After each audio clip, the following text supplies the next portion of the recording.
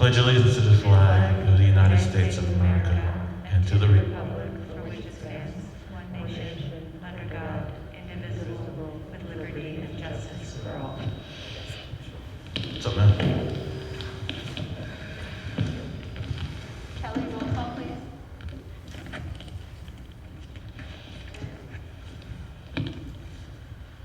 Elaine. Here. Here. Here. Here. Here. Here. Here. Thank you. Matt, do you want to review the fire exits? Yes, the exits are in the back of the theater. Please stand for a moment of silence for victims of COVID.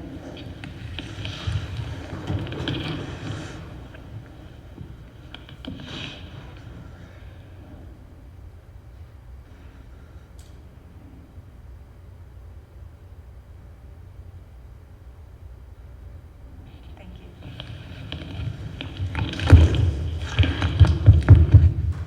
First up, we have open to the public. I don't see anyone in the audience here. Is there anyone on Zoom that would like to make a public comment?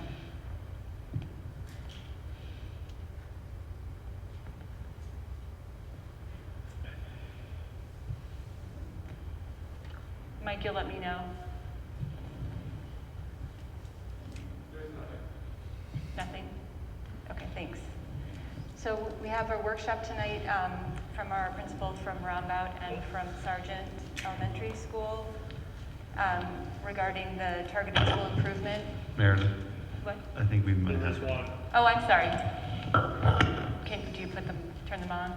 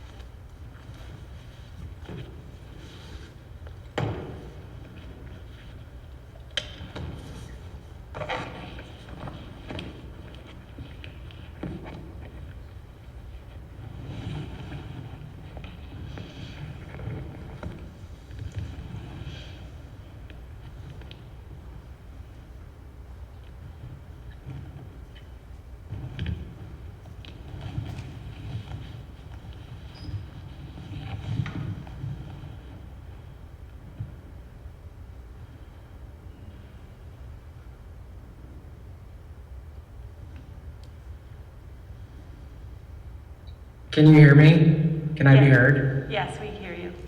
Fantastic, thank you. Hi, I am Justice McRae, and I want to just first off thank you so much for taking the time for public comments, and thank you for taking the time to create the student policies and personnel and hiring policies that you created. It looks like a lot of work went into them, and I mean, I took some time to go over them, and I want to first start off by thanking you and letting you know that I appreciate the amount of work that it looks like you all put into them. I just had a note about the recruiting and hiring policy that you put out.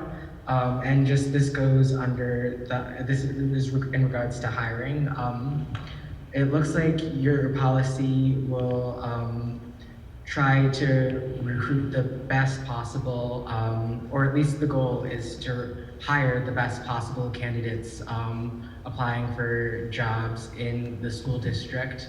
But I want to encourage you to just create language and not just create language, but create a policy that really focuses on bringing equity into the hiring process. And the American Library Association defines equity as assuming differences and taking those differences into account and to ensure a fair process and ultimately a fair or equitable outcome. And equity recognizes that that some groups were and are disadvantaged in accessing educational and employment opportunities, and therefore are underrepresented and marginalized in many organizations and institutions. We've seen this within the Beacon City School District with the imbalance of the hiring basis or the imbalance between faculty of color and non-white faculty and white faculty, I should say. I just want to encourage the board to make an effort to not only create a hiring process that is equitable, but that is anti-racist, because ultimately equity does not equal anti-racism. The more people of color that the board makes an effort to hire, the more of a collective culture and equitable culture the board can create for the school district. And I would like to just suggest a study put out by, sorry, one moment.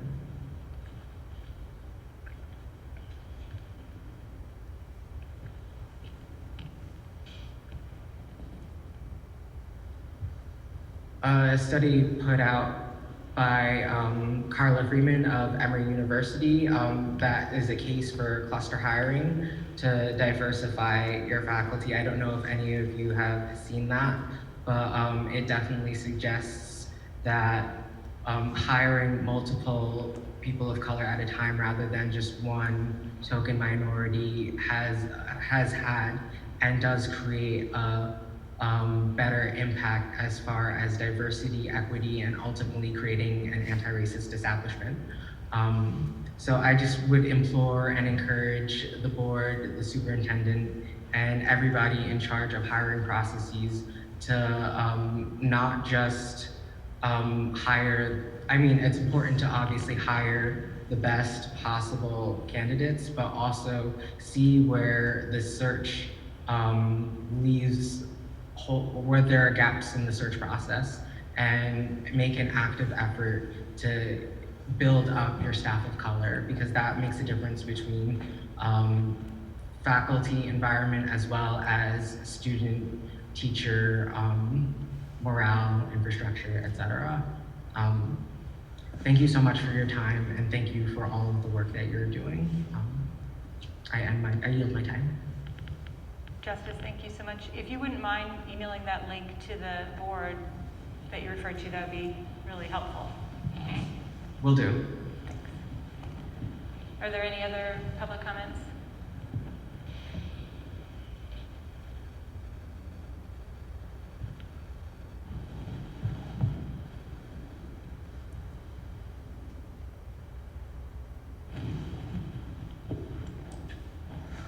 No? Okay, thanks. So we're going to move on to our workshop.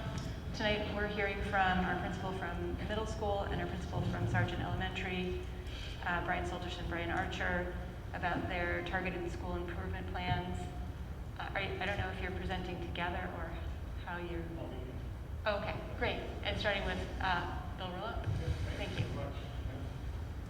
So good evening, everyone. So in early 2020, Sargent and Rombaut schools were identified by the New York State Ed Department as a TSI school. TSI means Target, Support, and Improvement. There's essentially three categories of accountability. There's the good standing, there is the TSI, which we will talk about today, and the CSI, which is a more comprehensive and support improvement, which thankfully none of our schools are in that category. So today's goal, as a result of being identified as a TSI, we are charged with the task of completing an annual improvement plan called a SEP, which is called the School Comprehensive Education Plan. That's the end result of this whole process that we have been working on in the last few months. And so we present this document to you. In fact, there are two plans, the Sargent SEP plan and the Rombout SEP plan that are in your board docs to review tonight. They're pretty extensive, quite extensive, and but they're very interesting. I'm very proud to be part of the team that put this all together. When we first found out about this, and we started to learn more about what we needed to do to improve upon these schools, obviously you all know the world kind of came to a crashing halt, and we had to put this on hold for a while. So after the summer, in September, then October, towards the end of the October, we were finally at a point and we were ready to move forward in developing this plan. So this presentation is going to be 4 parts to it. I will provide an overview of this SEP plan and how we got there, sort of the process and how we got there, and the components in which we got to where we are today. Then Mr. Eric Wright will come up, give us some data regarding the reasons, that we were in the category that we were at. And then finally, Mr. Archer, Sergeant Principal, and Mr. Saltish will come up and present their plans as well. I'd be remiss if I did not take the opportunity to thank so many people who were involved in getting this plan together. First and foremost, our Superintendent, Dr. Landau, who without his guidance and direction, none of this is possible. Eric Wright, the principals who stood before us on a daily basis, learning about the process and really delving in very intimately to understand and learn more about what we need to do. The assistant principals, Katie Biordi, Lori Edelman, who worked around the clock, helping out with many things and being part of, assessments and so forth. And then students, we interviewed a number of students throughout this process. Teachers have been part of this process, and parents have been part of this process. So I just wanted to let you know that the SEP plan is not something that we just wake up to and we kind of just put together. It is a long, extensive process, and so on my next slide,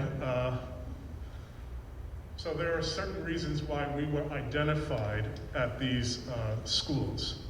So at Sargent Elementary School, we were identified as a TSI school because, and Eric will speak more to the data behind this, essentially from 2016, I believe, or 17 to 2019, our assessment data showed that Black students underperformed at this school. And at Rombout Middle School, the assessment data indicated that our Black students and economically disadvantaged students also underperformed as well. So and also it's important to point out that while we remain in good standing with Hispanics and students with disabilities, the state did indicate to us that there could be potentially a TSI indication in the future because their scores were a little bit lower than expected. So, moving forward, this was the timeline, the original timeline that we had in order to go through this process of creating a plan. Originally, we began with 1920, the year 1920, where we had time to plan out what it is that we needed to do, go on to the trainings that we need to go on to, hire the consultants that we need to hire, create the surveys, develop the plan, and because of COVID, it was then adjusted. So in order to meet the obligations that the state has given us, there's kind of a 3-year timeline for us to work on annual plans for this. So it's been adjusted from 1920 to 2021. Year 2 would then go to 22, 23. So we would develop the plan in 2021 and then 2020, 21, 22 plan at the end of the year, of this year for next year. And then it just, it goes forward 1 year at a time. So we've been pushed back a year. I don't know what's gonna happen. I know I've been hearing some rumblings about testing and that's going to be perhaps maybe postponed or canceled this year. I'm not sure. I know that there's been some rumblings about that. So I don't know where this process is headed, but I'm excited about the plan that was developed, at least for this year. It's robust and it's something that I think we truly should be proud of. So what's involved with a SEP? So essentially, the plan has 5 goals per school.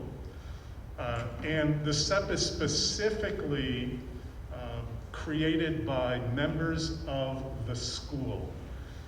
There are outside groups that help to provide certain types of information, certain types of data, but essentially towards the end, the school, the principals, and a team that was developed per school specifically put together a plan with 5 goals. So they have to address an Ela goal for the school, they have to address a math goal for the school, and a survey goal for the school.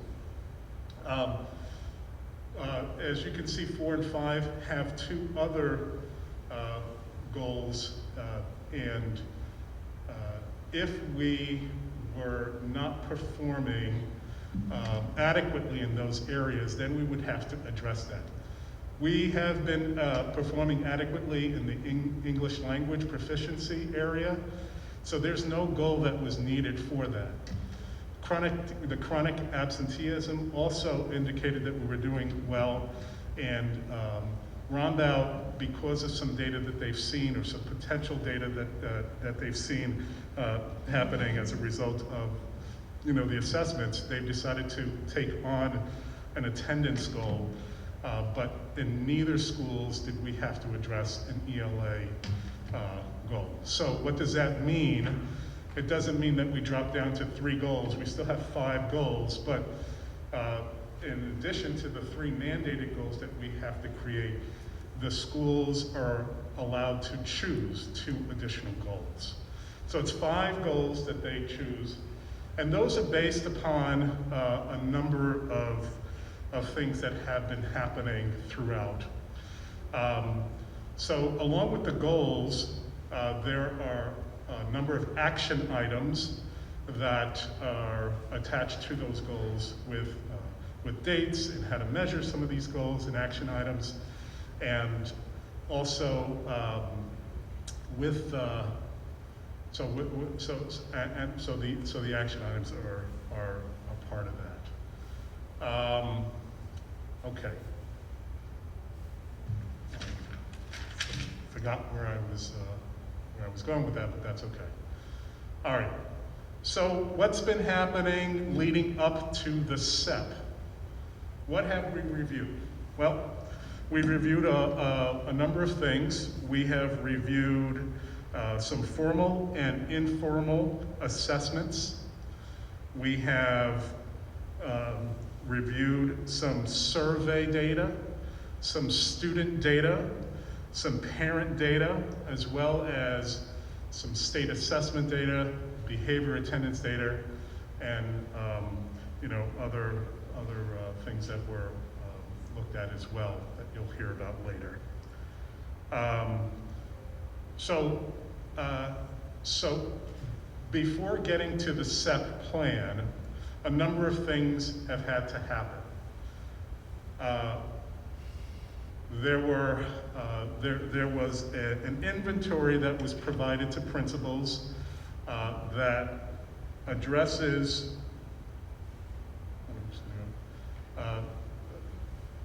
certain areas, and based on a framework that the New York State Department of Ed had provided us.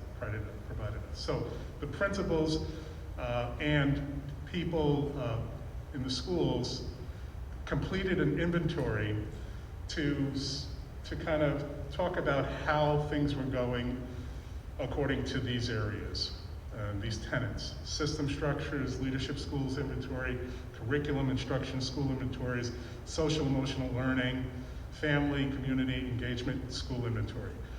So they took that inventory, they submitted it to an assessment team, and we also contracted with a company called K-12 Insight.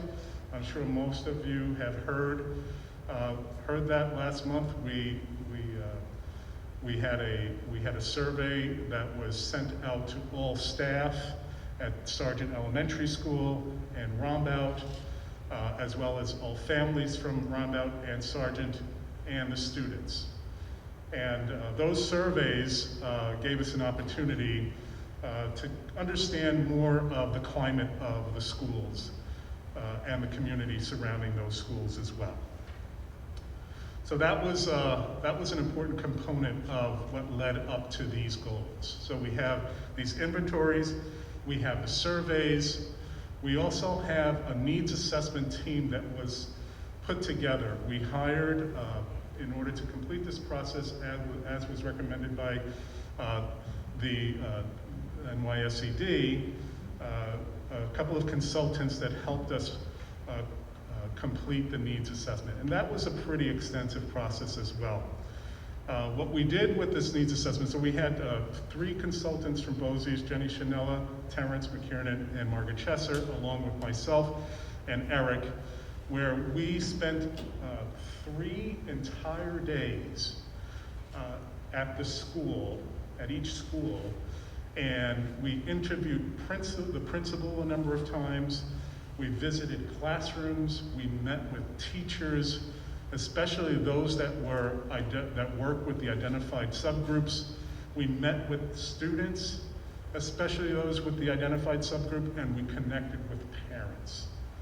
At the end of that process, what the team did was it looked at the strengths and the weaknesses based on what we saw, and we put together sort of an initial plan for the principals to kind of work on immediately before they gathered the SEP team together to develop these extensive goals, in which you will hear about in just a few minutes.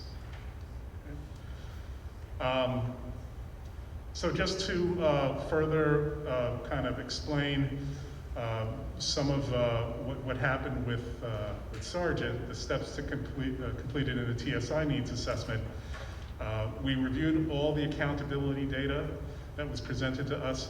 We surveyed 28 instructional staff, 100 parents, 118 students. We visited 36 classrooms, interviewed the building leadership, teacher-related services, providers, school psychologists, parents and students. And then again, we established those short-term recommendations for the process moving forward.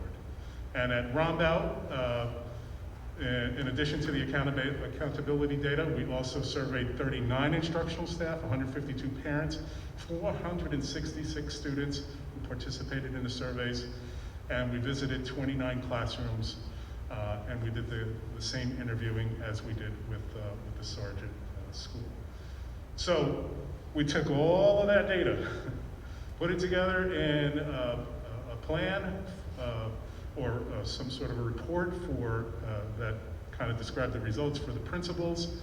The principals in turn then put together a team, and for 4 days, myself along with Eric and our 3 consultants and 12 teachers or staff and the principal, we spent 2 hours a day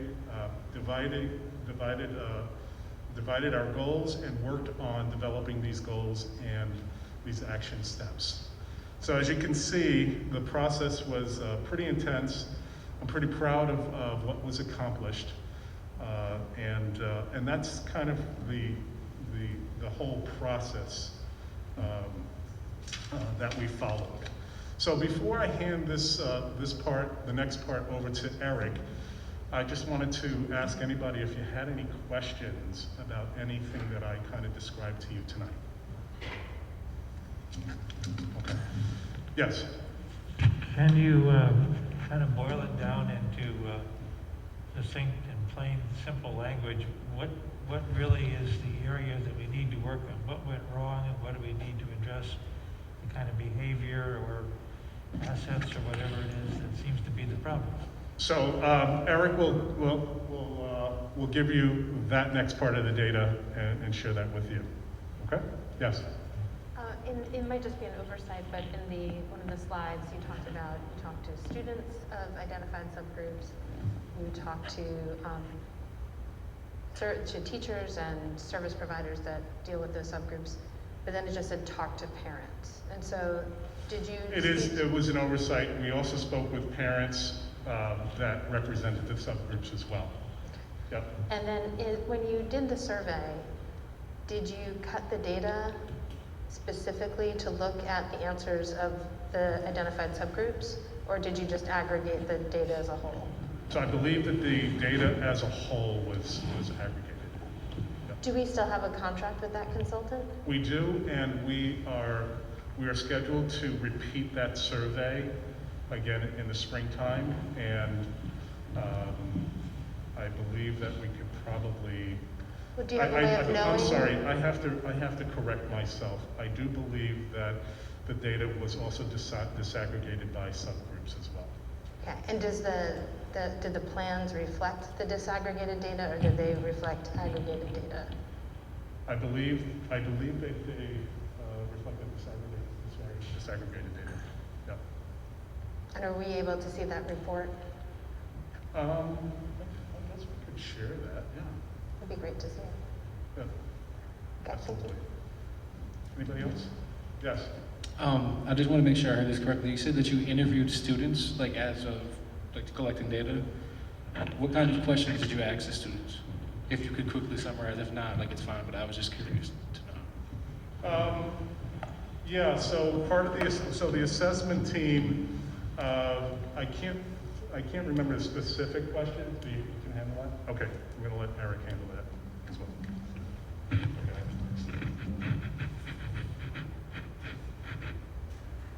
Basically, the survey questions were around sense of belonging. How much did students feel that they belong in the school?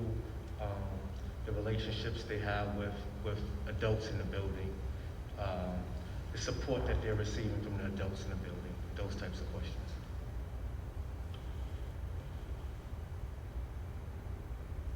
Any other questions?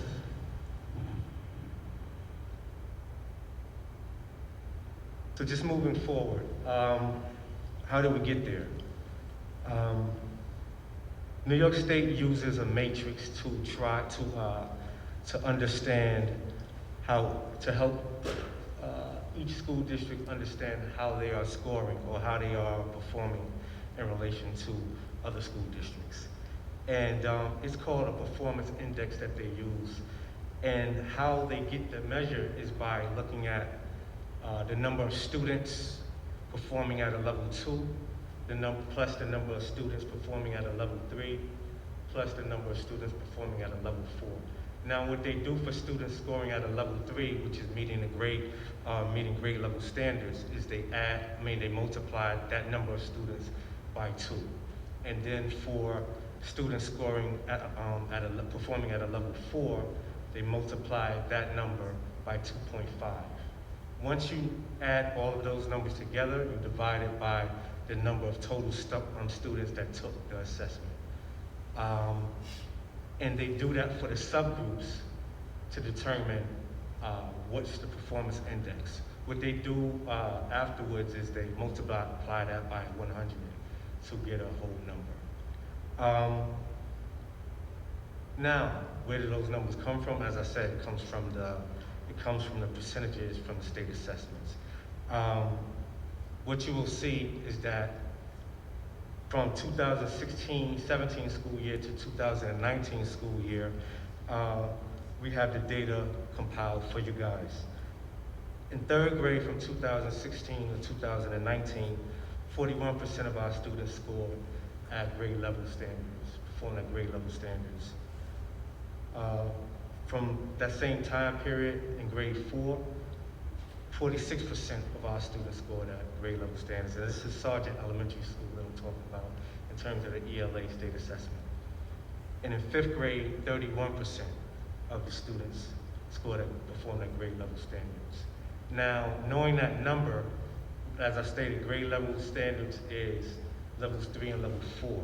So that means that there was a larger percentage of students that were performing at a level 2, which is they're performing right below grade level standards, and then a level 1, which is meaning that they are they're at risk and need additional support.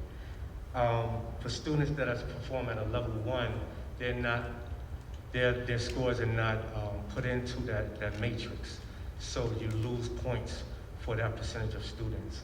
Unfortunately, over that 3-year time period, we've had a lot of students, especially in our African American cohort, that perform at level 1 and level 2. Now, what I will say about Sargent Elementary is that there isn't a large group of African American students that have taken the state assessment. So they've had to use the cohort for 3 years in order to get to 30 students, which is what you need to create your sample size. Next slide, please.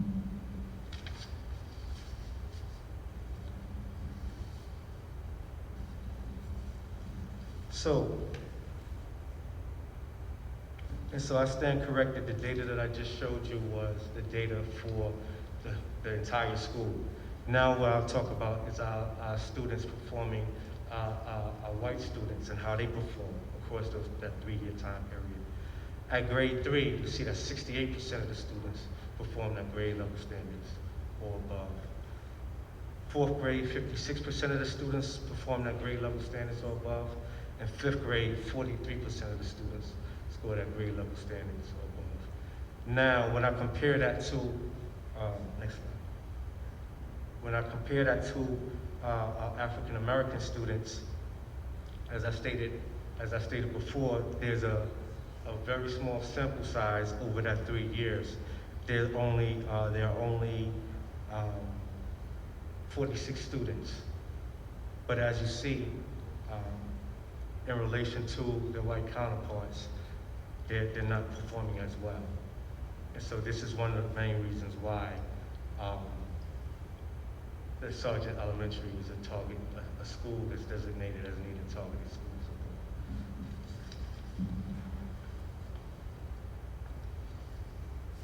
So math data for Sergeant Elementary over that 3-year time period.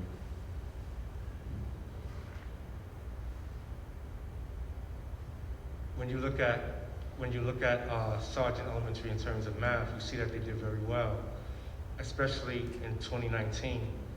67% of the third grade students were performing at grade level standards or above. Fourth grade, 70% in 2019 was scoring at grade level standards or above. And so what's happening is that you see that over the years, they're performing better on state assessments. And in grade 5, there was a dip where in 2019, 33% of the students was performing at grade level standards. And that was less than the prior year for grade 5, which was 44%.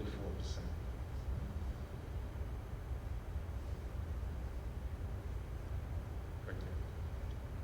So when we look at the subgroup of white students for grade 3, in 2019, you see that 100% of the students met grade level standards on the math test.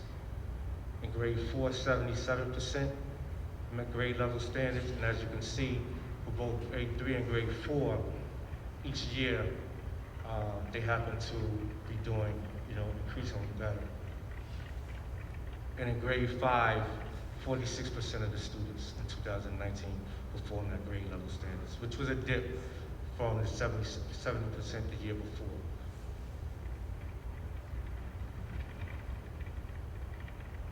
Now, when you look at our African American students during that same time period, you see that, similar to what I said before for the ELA, that the sample size is much less. Over that 3-year time frame, there were 47 students. And we see that in grade 3, actually for 2019, there weren't any students that took the state assessment. So that 0% doesn't mean that there were no students that performed at grade level standards. In this case, there were no students, no African American students that took the state assessment. But the prior year, in 2018, 40% were met grade level standards.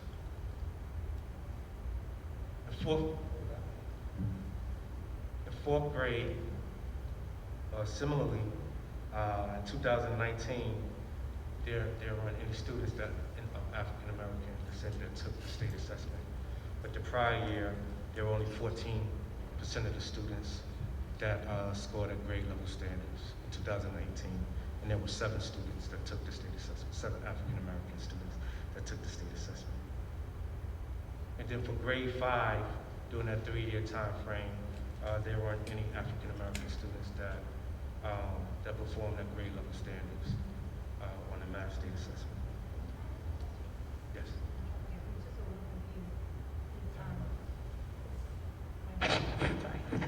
Sorry. I'm just a little confused. Is the 46 sample size total, or is it? Yes. It's total, and then the years represent different pieces of that? It's just 46, yes. Okay. But it's 46 students over the 3-year time frame, 46 African American students that took the state assessment. And I had to use that number. So you're adding together, like, I'm just trying to understand, like, what we're comparing, if we're looking at 46 students Right. per year, or if we're talking about, like you said, 7 students No, took the test. Right. In total, over that 3-year time frame, only 46% of students. That's combined in all 3 grades. 46 students, not Right, percent so- of students. 46 46 students. Black yes. students took the test. So I'll break it down for you. So, if we go back to grade 3, in 2017, which is the blue column for grade 3, 6 students took the state assessment. Okay, that's so. 5 students the following year. This is grade 3, and then 0 in 2019. In grade 4, 6 students took the state assessment. In 2017, 2018, 7 students, and then 0 for 2019. So it's and then 9, 7, and 5 for grade 5.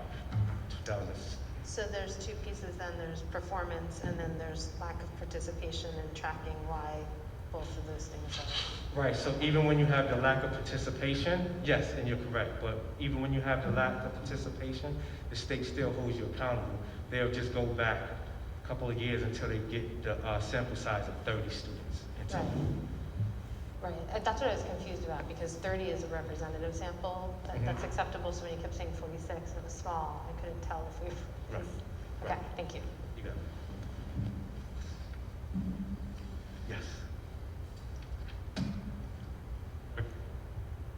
Eric, Yes. can you remind me level 3, 4, and 5? Like level 3 was meeting the requirement. What's 4 and 5? No 5.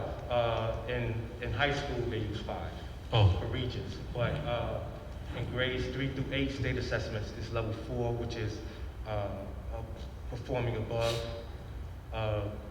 grade level standards. Level 3 is meeting grade level standards. Level 2 is approaching, and level 1 is where you really need additional support.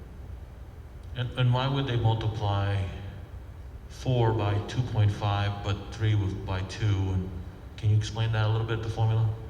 Because what they're saying is that if you are performing above grade level standards, they are giving you additional points for that. If you're performing at grade level standards, they're giving you double, but for performing above, you get 2.5. So more points is better, gets you out of the program, is that what you're saying? More points helps you to meet your performance index. Okay. Thank you.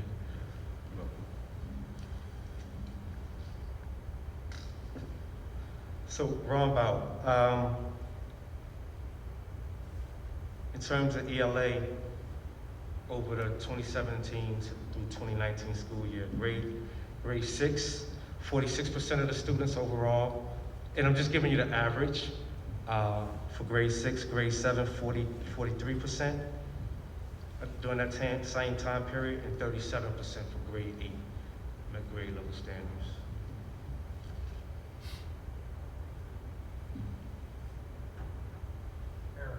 Yes. The dip in 8th grade is because if the students are taking living environment or accelerated math, they're not counting towards that number, correct? Yes, that's exactly one of the things that does happen. For students in grade 8, a lot of students take they're in advanced placement class, and they may take the Algebra 1 Regents, and so therefore they're not counted in that sample size. They're counted in the high school data. So for roundabout, there's a pretty large large percentage of students that take the Regents in 8th grade. There, in this report, is there just a legend that's not visible off screen for understanding what the sample size is for each group? I'm sorry. Is there, in the report that you have, is there a legend or something that's just not visible on our screen that shows what the sample sizes are for each No, group? I didn't put it in there. I didn't put it in there at all. What I had it in my notes, and I gave it to you guys for Sergeant because the sample size was very, very low. Right. So I wanted that to be known. Even though it is low, though, we still have an obligation to meet the needs of all of our students. Right, it's just helpful in comparing data to know what Anthony just Right. spoke about. You Understand. know that because of the field you're in. Kristen, we can't hear you, sorry. Sorry. I just said that it's helpful to know, is my mic on? Okay. It's helpful to know just if there's an explanation for the difference in the sample sizes, why, because it helps to understand that this has nothing to do with the school, that this is a natural fall off that would happen anyway. And then Right. we're looking at the students who are not taking those advanced classes and the proportion of those and where they are. Right, and you're correct. There is only a portion of the students that are eligible to take the state assessment that is taking the state assessment. But I will still say though, we still have that obligation, to meet their needs. What I will say is, and I don't remember offhand, for instance, one year there were 100 students in total. I can't remember, it may have been 2018 or 2019. Now the sample size for students of color, for African American students is low once again. It's probably about 10 to 15 students, but you know, we have to begin really zeroing in because that data we're seeing that it's consistently low over a 2-3 year time frame. So we have to determine what's needed. And what take place is that our principals will begin to talk about some of the plans they put in place in order to support, you know, those subgroups that are struggling. Okay.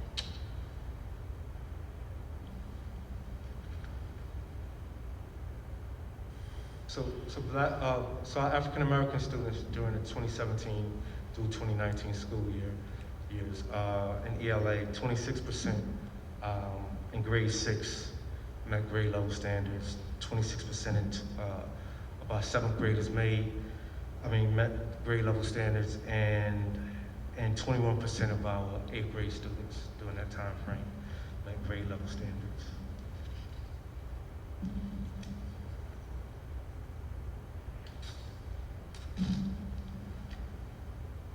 And then, as Dr. Malone stated earlier, there is our economically disadvantaged students also didn't meet the benchmarks, and so they're included in this data as well for targeted support. So when I disaggregated it to look at our non-economically disadvantaged students to our economically disadvantaged students, is very disproportionate as well. So you see for non-economically disadvantaged students, there are 56% grade 6 student, 56% of the students met grade level standards. In 6th grade, 7th grade, 57%, and in 8th grade, 48%.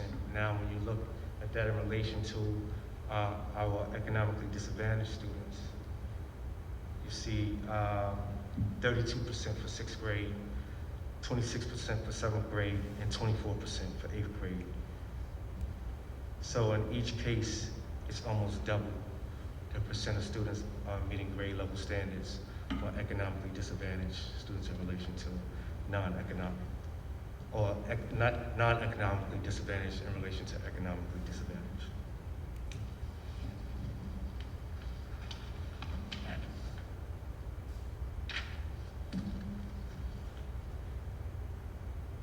And then in terms of math, you know, similar, you see 42% of 6th grade students from 2016 to 2019 met grade level standards, 37% of 7th graders, and 6% of 8th graders. Now this is where the advanced section comes into place, because we begin to talk about overall the fact that our 8th graders take the take the algebra regents exam, and so the students that are left to take the state assessment, that population that does take the state assessment, they're struggling, and so we really have to look at ways that we can meet their needs. One of the things that was done, and I'm sure Mr. Sochis will talk about a little bit more, is the fact that we changed the math curriculum for the 2021 school year. The math coordinator began to look at different programs with the department, and so as a result, they have a new curriculum that they're utilizing, which we do believe will help substantially. And this is those were numbers for all students. Now when we get to African American students, 6th grade, 24% were meeting grade level standards, 14 in 6th grade, 7th grade, 14% meeting grade level standards, and then in 8th grade, the number dropped from that 6% of all students that were meeting grade level standards. Is this drop-off also, does it have to do with the opt-out rate too, do you think? Because I feel like the older the kids get, the more they ask to opt out. They become more aware of that option. Absolutely. I'm sure it plays a part. because what happens is that the sample size for Rombout is pretty low as well. And so, and I'll give you an example. Across the 3 years for 8th grade, only 16 students in 2017 took the Mass State assessment. In 2018, only 10 students took the state assessment, African American that is, and then in 2019, only 20 students. We know our numbers are much larger, so we don't have a great sample size. But the state, once again, is still holding us accountable.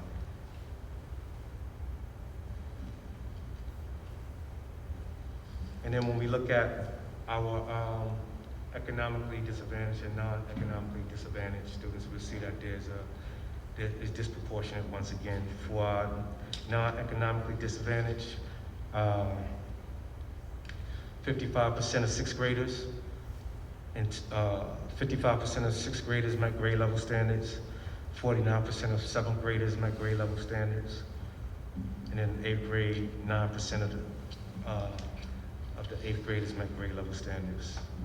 When we go to our economically disadvantaged students, 26% of 6th graders met grade level standards, 20% of 7th graders, and 4% of 8th graders. So, we know that we have, our work cut out for us. Like Dr. Rolon said earlier, this was our first attempt at working on the school's comprehensive education plans. I think they did a good job in looking at root causes and trying to determine goals that's put in place and then action plans, as well. And it's a start. It's just for these 6 months. We will reconvene, in the springtime, to see how things are going, and then begin to set goals for the 21-22 school year. With that being said, I'll just turn it over to Mr. Archer from Sargent Elementary.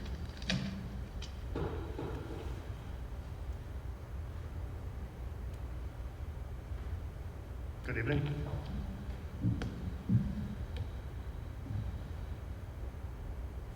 I want to thank the team of 12 teachers at Sargent who participated, did so much work for several weeks.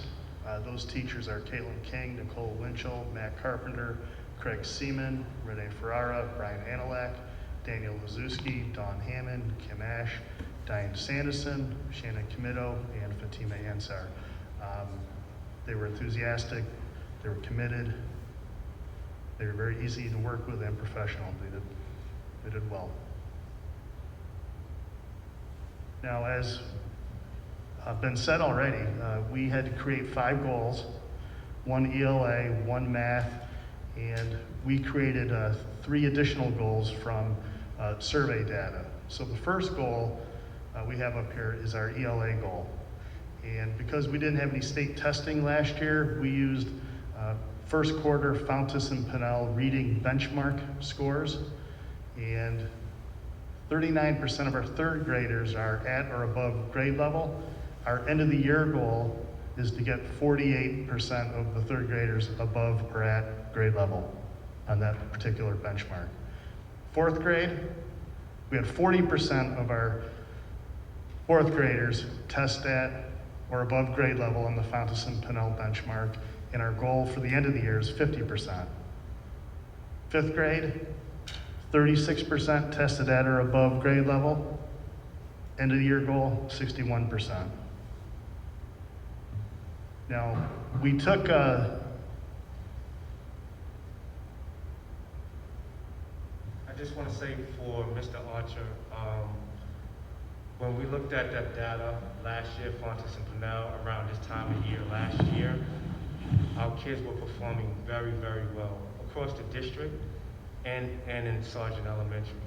What's happened because of the pandemic, we've seen a significant drop in the percentage of students that were reading at grade level standards when we assessed them using the Fountas and Pinnell. So I think the work that as teachers did in looking at that data and trying to set goals was phenomenal, and I think that it will really help to push the school forward, looking at goals in the manner in which they did. Thank you. I have a question about the goal. Why is it that with increasing grade, the goal is a larger jump than the previous data? That's a good question. The team of teachers that created this goal also took a look at who the kids were and added this increase. We took the 12 teachers and divided them up into 5 particular teams to work on a particular goal. So there were 2 teachers that worked on ELA, and the work they did, they looked at past state testing, they looked at answer trends, and what they noted is our students need to work in areas of critical thinking. And when we look at close reading strategies, we're really wanting our students to go back into their reading, rereading, read for purpose, really correct themselves so they become more critical readers. So we are hoping to get professional.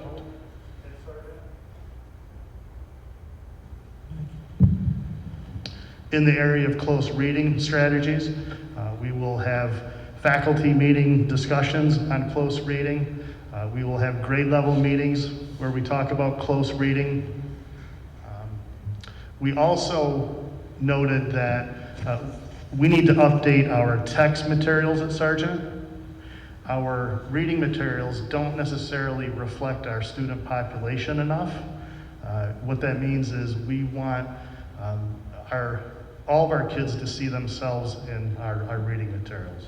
And what I wrote up here was, because we are identified for Black student performance on state testing, Black students need to see themselves more in our learning materials.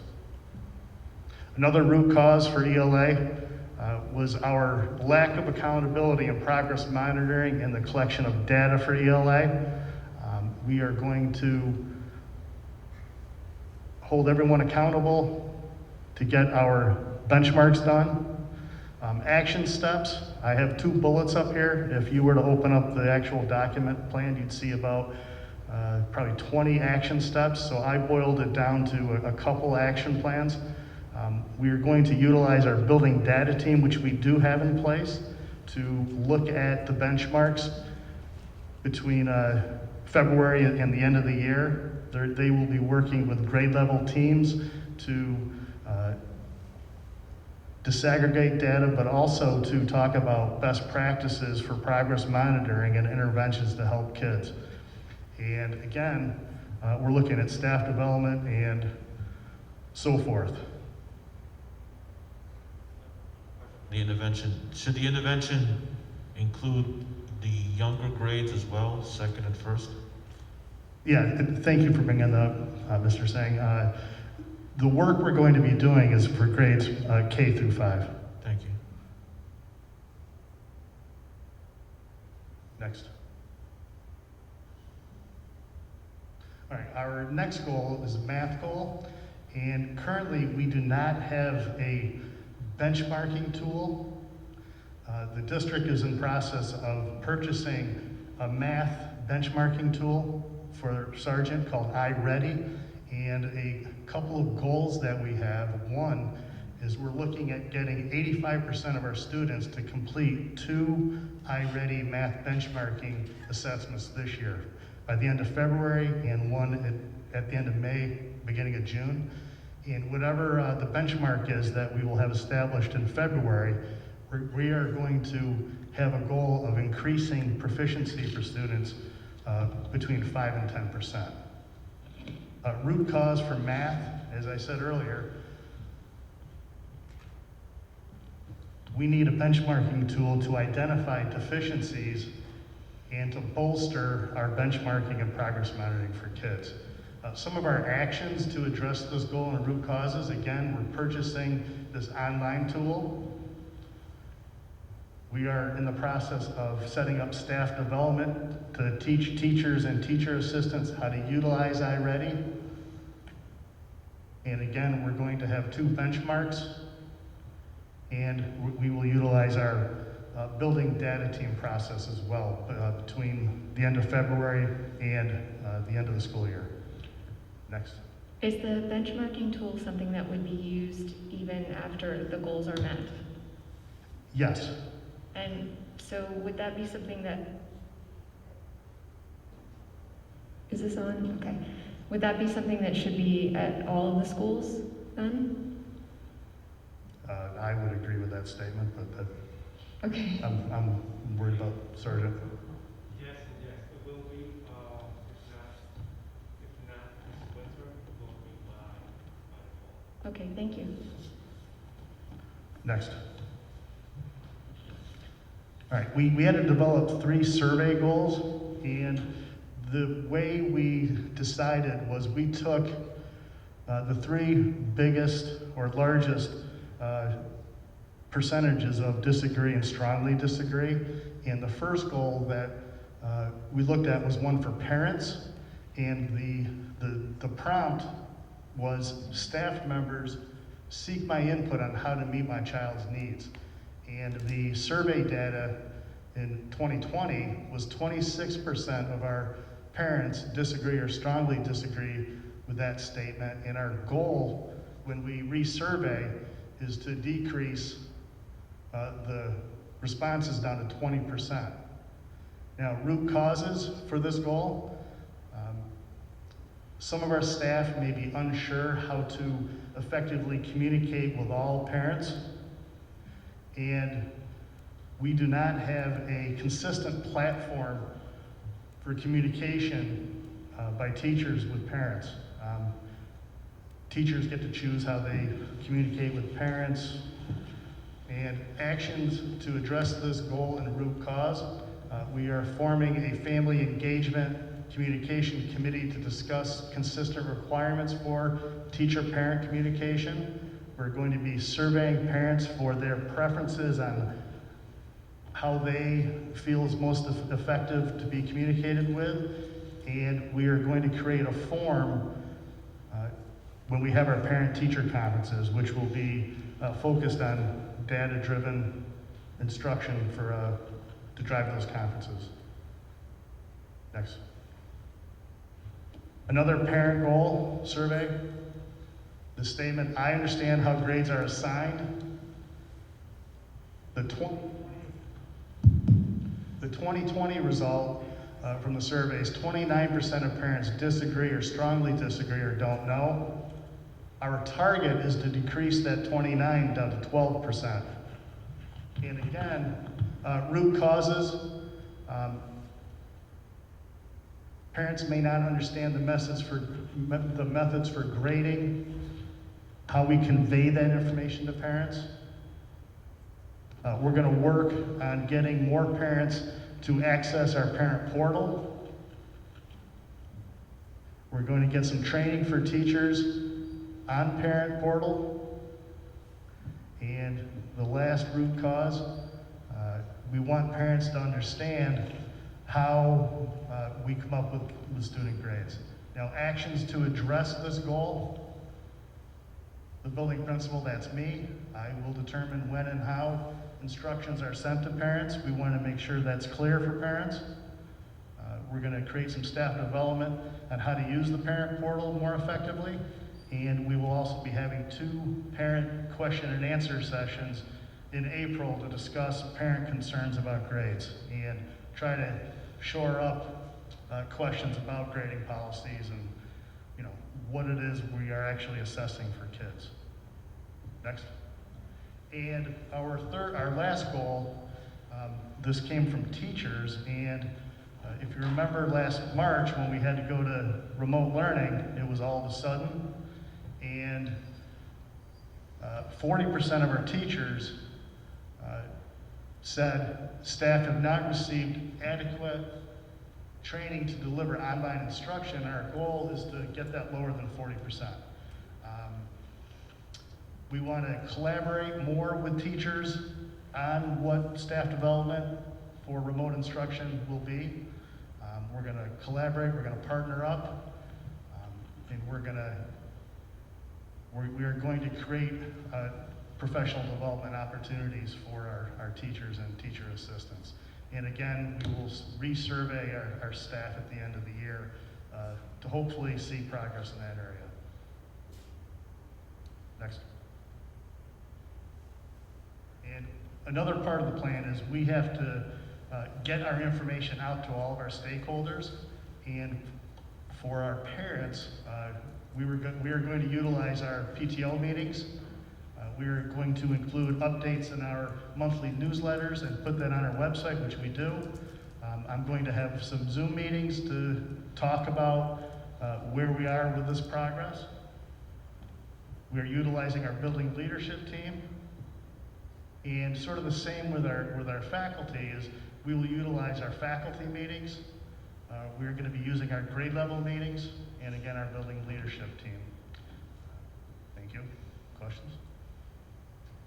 Yeah, sorry, I don't mean to dominate, but so these are really, there's a lot of work for the next few months, and thank you for working hard on this. It also seems like some questions like communication with the teachers and understanding the grades and all that stuff is something that should be within our normal process or the normal flow and something that would be good for the parent in the beginning of the school year. Is there plans to incorporate this into our process for 21-22 and such? Yes, thank you. I wanted to piggyback off of that, and this really isn't a comment for you, it's more a general comment for the administration, but I think that it would be really valuable taking what you've learned about the best practices for parent and teacher communication and also a standardizable platform or set of platforms and implementing that across the district. I think it would be ideal. So that's it. I had a question. I'm happy to hear that the whole district will have the benchmarking tool. Eric, is that what you said, that by the fall all schools will have benchmarking? That's something I've heard about since I came onto the school board, as well as the consistency and standards for communication with parents. I guess my question is, were those two ideas already in process before this TSI came up? Meaning, I guess I'm asking, why did it take the state designating us a TSI for benchmarking to become a standard in our district?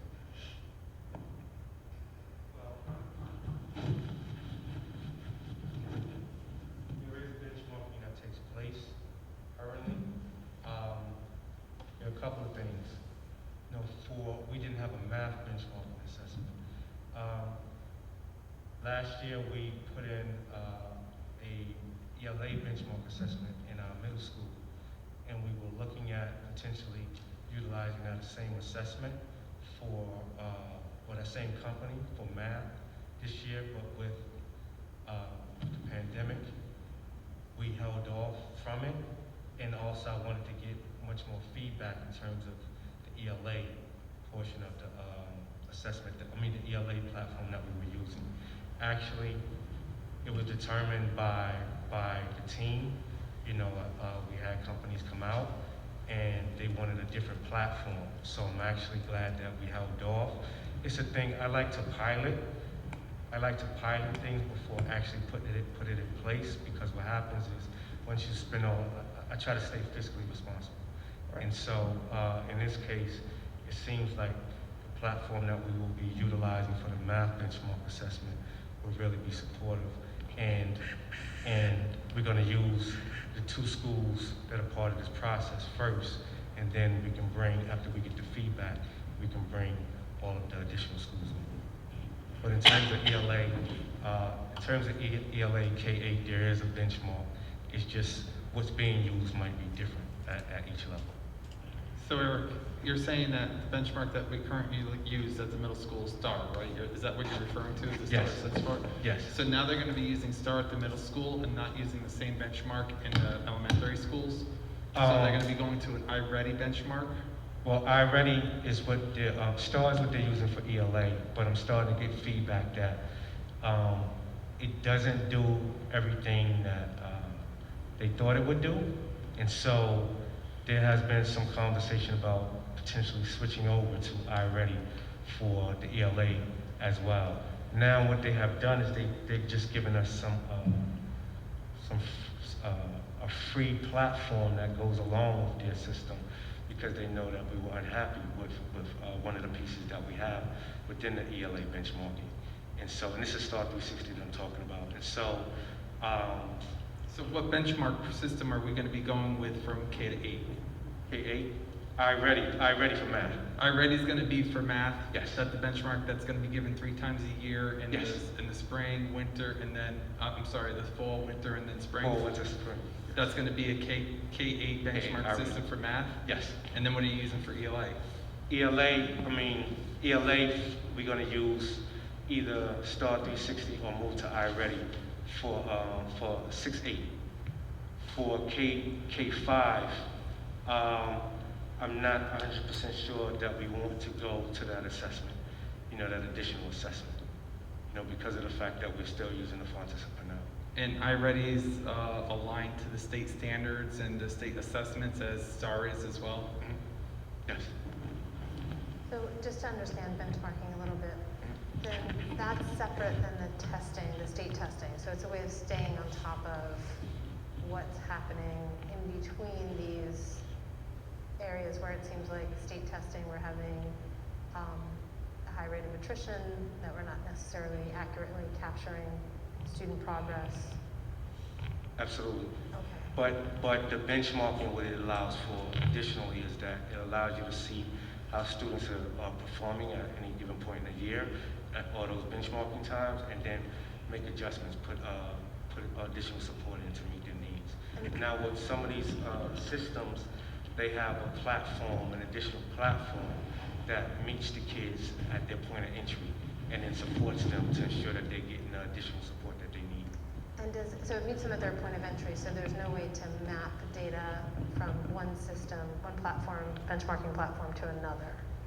Like you would just, it sounds like it would be an apples to oranges comparison of, are they using the same metrics? Are they, I'm just wondering about how you create longitudinal data if you're switching the benchmarking systems. Well, I think, and I understand that's a good question. I think what I will say is, and I'm not sure we're doing it yet. I have to get more feedback from the middle school, from their coordinator as well as the administration. But if we do switch, what will happen is, because it meets you at your point of entry, we will still have data that'll help us determine how kids are doing, and then we can see, we can kind of measure how they're performing in relation to if they were to take state assessment. Right. With either assessment. And so even beyond benchmarking in terms of data collection, and there has to be qualitative assessments that are ongoing, right? In the classroom at the building leadership level with teachers that Yes. that we're looking at kids not falling through the cracks. And so, Yes. when I see something like, I appreciate the candor in the statement, like some staff may be unsure how to effectively engage parent communication. A child's not going to be able to advocate or understand their circumstances if you're seeing them starting to, especially when we're talking about like the younger ages, if you're seeing them start to slide, not turning in their assignments, becoming disengaged from class, falling behind, it's kind of incumbent on the adults to figure it out, isn't it? Yes. Want me to ask? Well, no, go ahead. And I don't want to get stuck on the benchmarking tool, right? Because I don't care if it's STAR, if it's iReady, if it's Acuity, or whatever it may be that you're determining, right? But we have to make sure that there's a vertical alignment as going from K to 1 to 2 to 3 to 4 to 5 to 6 to 7 to 8. This TSI designation comes with significant funding, right? So this is an opportunity where the district has no benchmarking, where we started to have benchmarking at the middle school with the STAR. Now we can come up with a K-8 benchmarking tool and come up with a plan for it. And I'm not hearing that, and I'm looking at the plan, and the state says that you have to have evidence-based strategies, and they outline the strategies. And I didn't hear instructional coaching, PLCs, professional, principal leadership development, elementary school looping, and then it goes for tenants 5 and 6 for restorative justice piece, middle school flexible scheduling, which I know Mr. Soltish does, but that's not at the elementary. So what state-supported evidence-based strategies are we utilizing at Sargent? Anybody that could answer.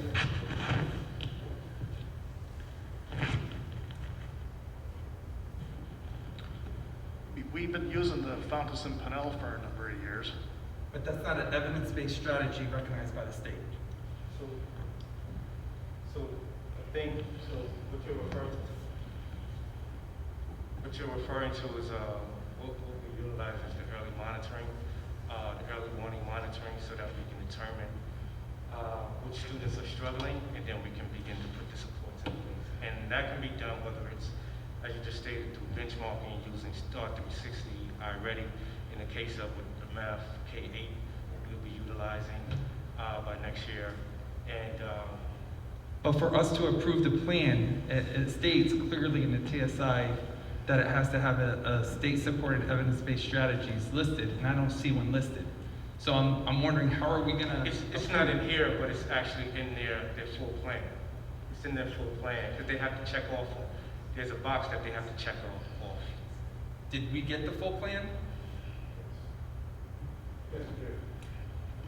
The board did? I didn't get a chance to read that one.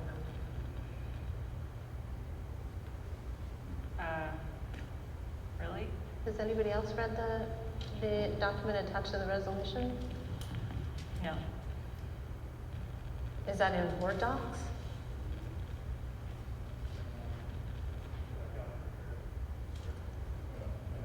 Well, that's, Are we supposed to vote on this tonight?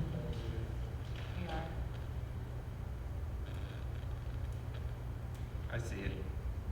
Yeah. where is it?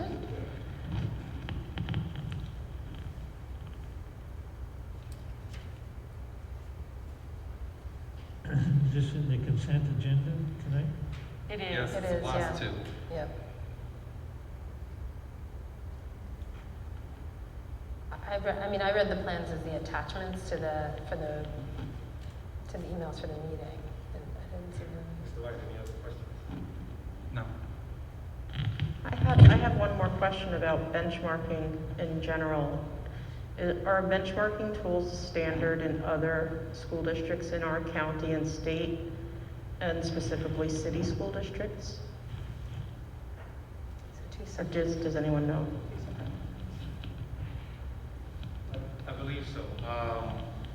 There are many different benchmarking platforms that school districts use. Some tech web-based, and some, such as Fountas and Pinnell and DRAs. Okay, thank you. I wanted to comment. I think, Mr. Archer, I think your comments on the parent portal are very much on point. It's also a student portal, they can get into it. This is probably one of the greatest underutilized tools that we have. And I use it a lot.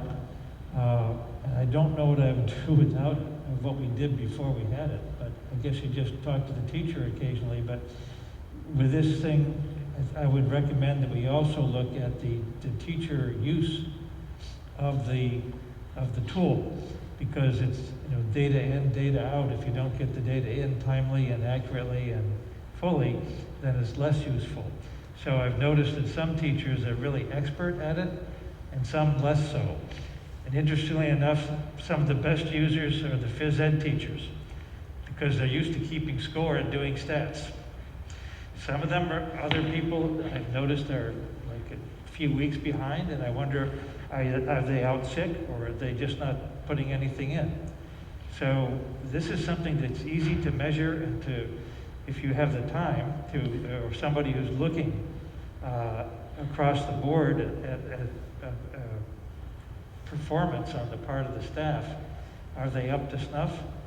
If not, then maybe there's an easy area for improvement. Maybe just a word to the wise, like, have you got your scores in? Thank you.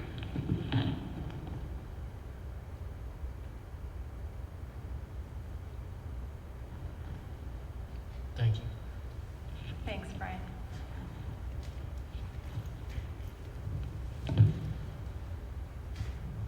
Good evening, everybody. It's a pleasure to be here. It's actually nice to be in person. I think we should give everybody a little light so we can see who's talking, because I keep hearing voices, and I wander around to see who's actually asking the We were question. supposed to raise our hand when we speak. Oh, I'm sorry. Amory, can we get lights or no? I'm Okay. just kidding with you. So I think you've heard a lot of what I'll say, but at Rombout, I was able to get a great team together, so I'd like to start by thanking them. Fortunately, at my school, I have 2 assistant principals, so in terms of when you're doing the 5 goals, I was able to have an assistant principal at 2 separate groups, which was really helpful for me and has already paid some positive dividends for us at the start. Okay, I know them all. If you were trying to test me, I know everybody on it. All right. So Mrs. Biordi and Mrs. Edel, my 2 assistant principals, were part of it. Mrs. Lynch, Miss Murray, Mr. Joyce, Miss Vericamp, Miss LePere, Miss Winkleman, Mr. DeRusso, Miss Paredes, Miss Stora, Miss Manson, and Miss DeSimone. And it was a nice cross-section between guidance, special area teachers, ELA, math, and special education teachers. So I'd like to thank them all, because that was a long week for them. And they are all going to be a vital part of us continuing the plan moving forward.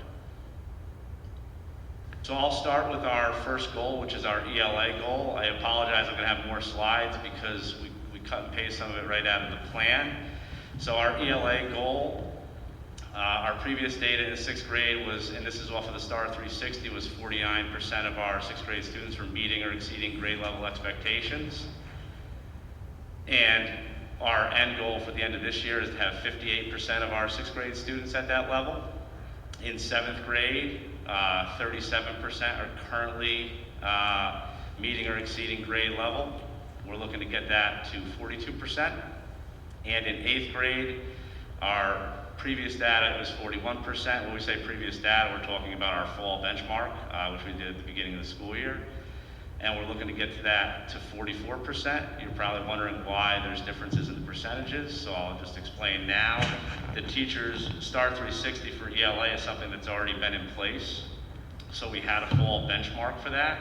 So while the teachers and administrators are working on that goal, they're able to look at who our actual students are currently, how they did on the benchmarking, and how many students are in that progressing area towards meeting and exceeding expectations. So they were developing those goals with the numbers in front of them in terms of the students we're currently working with.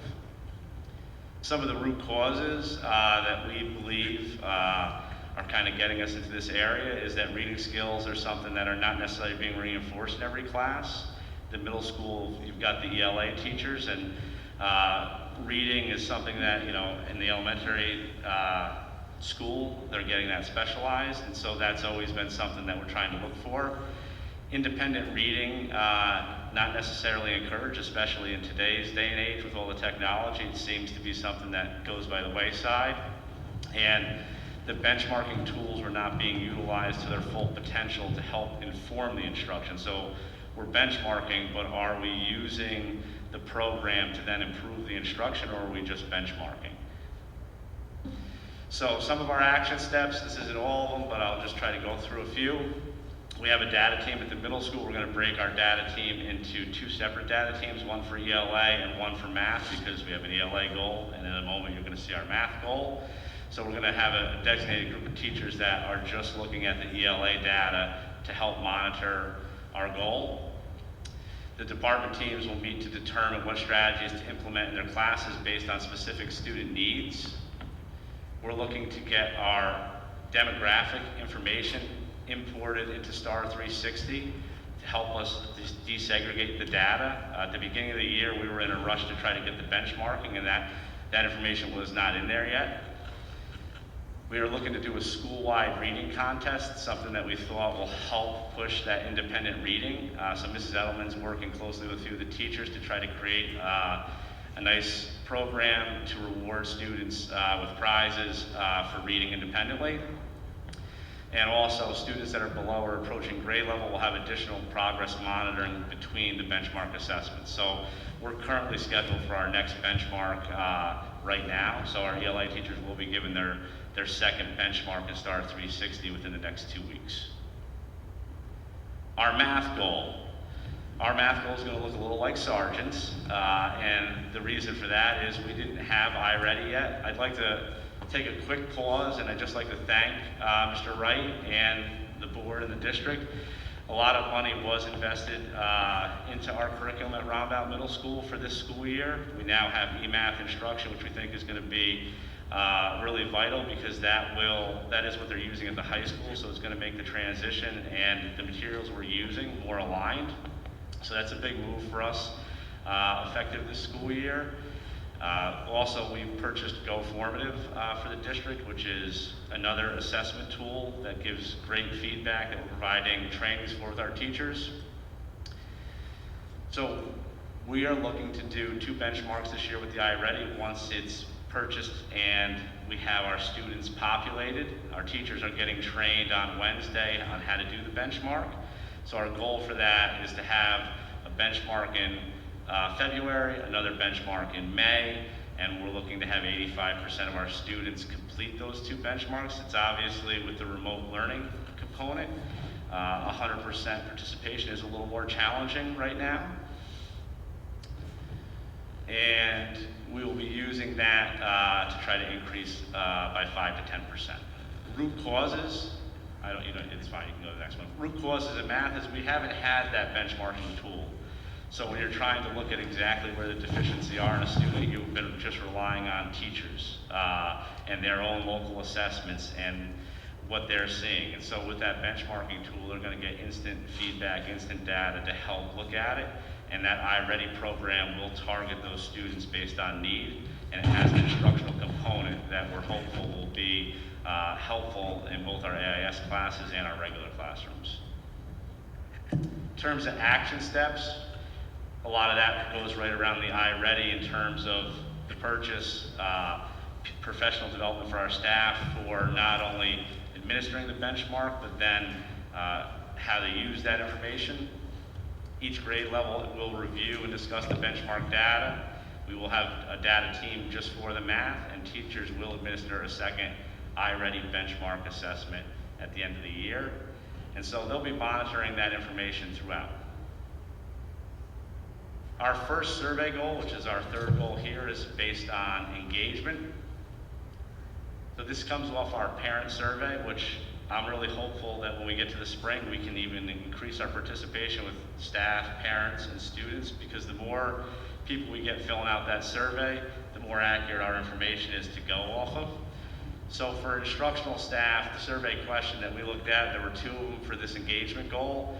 I received adequate training to deliver online instruction. In our 2020 results, we had about 40% of teachers that were agreeing or strongly agreeing. We're looking to get that up to 50%. To be honest with you, my belief as the principal is it should be a lot higher than 50, but we're going to start with 50. I'm hopeful that it's going to be through the roof by the end of the school year. Also, I am given time to share with and learn from other teachers. We had about 44% that were agreeing or strongly agreeing. Again, we're looking to move that up by about 10%. Root causes. Teachers have received varied support and training on the technology tools based on the level of voluntary involvement beyond Superintendent Conference Day. So at the start of the year, we had a lot of training on the Superintendent Conference Day. We also had trainings in the summertime. So we're just going to look to really increase that. There isn't an articulated method for teachers to collaborate, to problem solve, and or share what is working. And so we're going to be looking to also improve that. You can go to the next slide, Bill.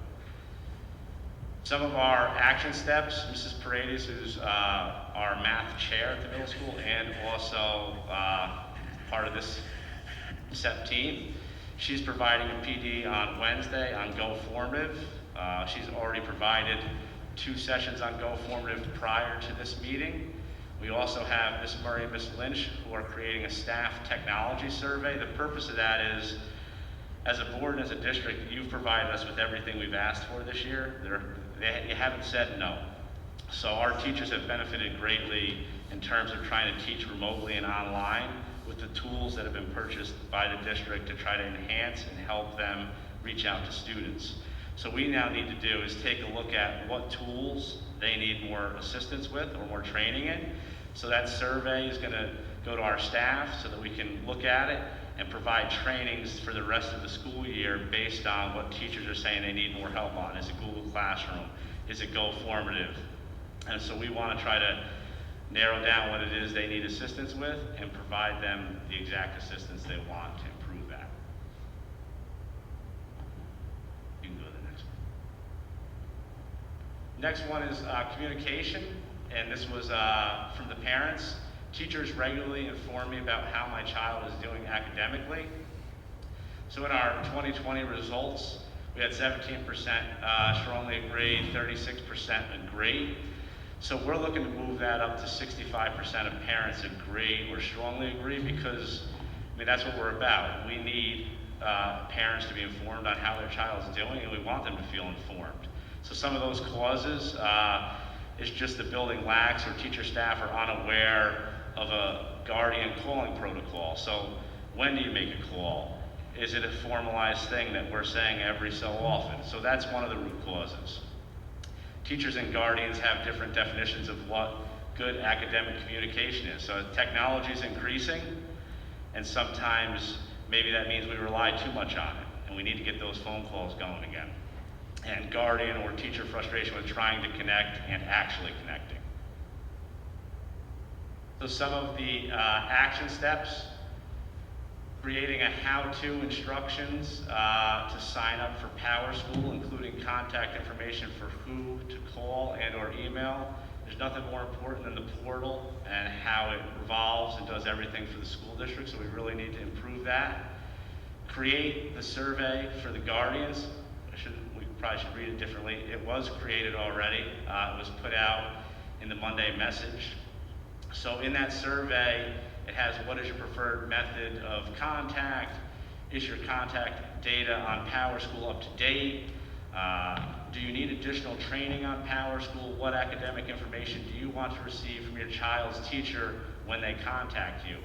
With this form that was created by Mrs. Biordi's group, it's actually going to be monitored in real time in our guidance office. So if a parent replies to the survey and we see that they need additional training on PowerSchool or the parent portal, we are going to be contacting that parent immediately that day to try to get them set up with the portal, find out what they're struggling with on the portal. Because if we can get every parent utilizing the portal properly, the communication is automatically going to improve. So thank you for that group. Can you go back one second? I don't know if I missed one. Yes. We're looking to create communication protocol and data collection tools so that all teachers are communicating based on a protocol that we have within the building. And we're looking to distribute a survey with the call and the Monday message, which we did. So we'll be pushing that survey more and more. Thanks. Our 5th survey goal revolves around absenteeism. So previous data, and when we say previous data, it didn't make sense to look at last year in terms of this goal, because if we compare last year to this year with hybrid and remote learning, they are so far apart that it's just not a comparison that we could draw. So what they looked at was from basically September through now, so 33% or 83 of our remote students have 10 or more absences as of January 14th. For all learners, we had 28.6% or 178 of our students having 10 or more absences as of November 2020. So our end of the year goals from January to June, they're looking to have, of the 83 students identified, less than 50% will have 9 additional absences that run us through the end of that school year. And for all learners from January to June of the 178, less than 50% will have 9 additional absences. So this is all about reaching out and trying to get these students on to the remote learning, to the hybrid learning. It's a new challenge this year, but it's one that our guidance department, our assistant principals, our teachers are working to try to improve. Root causes, COVID-19, I think, would definitely be top of the list with remote learning. Lack of the traditional school structure has limited the ability to accurately monitor and support attendance improvement consistently. And on Wednesdays, students don't follow their traditional schedule, so students are required to log on during different time slots. We currently track that out of like a phys ed meet, and we don't necessarily catch every student that might be meeting up with teachers in terms of attendance that day. Some of the action steps are to implement a monthly recognition system for improved attendance added to current student of the month structure. We're going to be very careful in doing that. We are not looking to encourage any students that aren't feeling well to arrive at school, so we'll make sure that that's something we're looking at remotely. Administration and support staff will schedule bi-weekly meetings to monitor attendance data and identify at-risk students. We'll use calendar invites to ensure that that's happening. At the initial meetings, we're going to examine current data tracking systems to determine any adjustments made for consistency across the building, review the role and responsibility of the attendance secretary, review and develop expectations regarding support for hybrid versus remote learners. Also, schedule and hold a meeting to discuss our Wednesday attendance collection, which is what I was just talking about. We currently are doing it all through phys ed, and we may be missing some students who are actually getting on, whether it be advanced art, living environment lab, just going to teachers for extra help. So those students aren't necessarily getting tracked if they're missing their PE meet. We want to look at implementing a new Wednesday attendance collection practice and also review Wednesday data to determine initial impact of any changed practice. So that is our absentee. In terms of communicating the SEP, we'll get the PTO meetings, faculty meetings, the Monday message, which is our bi-weekly newsletter, our Roundabout Middle School website, our building leadership team meetings, and also through our department coordinators.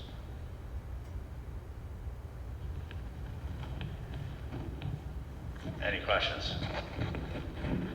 I have a question, and it probably, you might have covered it already, but it relates to Mrs. Biordi's group and the work that they're doing. I think Sure. that the data that was presented tonight shows that there are a lot of things that are working for the families it's working for.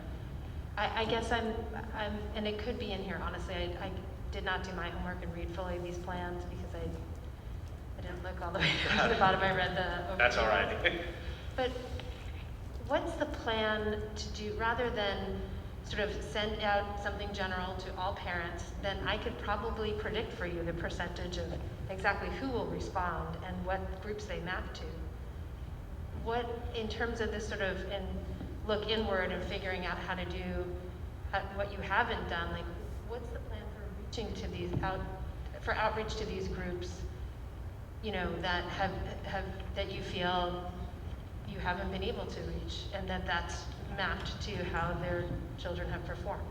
So one of the things that Mrs. Biordi's group is also going to be looking at, and I don't think we spelled it out on here, but it might be in the plan, is we're going to go through who has been accessing the portal and try to use that list to then look at what parents, students have not been accessing the portal to give us, and I believe that group already has that list of students, and we're going to try to reach out to those families to get them onto the portal. Okay. That is part of what her group, I don't want to.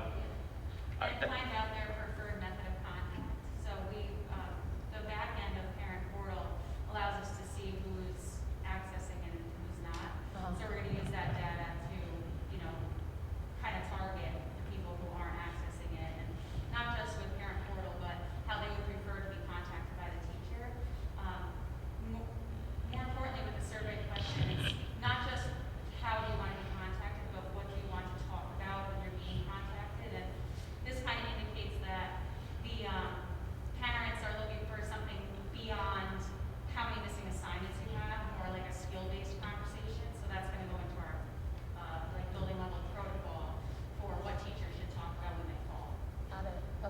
And that maybe that there's a trust building element to this where you're not just getting a call when there's something bad. Yes, actually, Mr. Joyce, who's an outstanding special education teacher we've had a lot of conversations with him about a practice they had at his previous district that he's kind of introducing with this team, and hopefully it's something that we're going to be able to take off with during this year.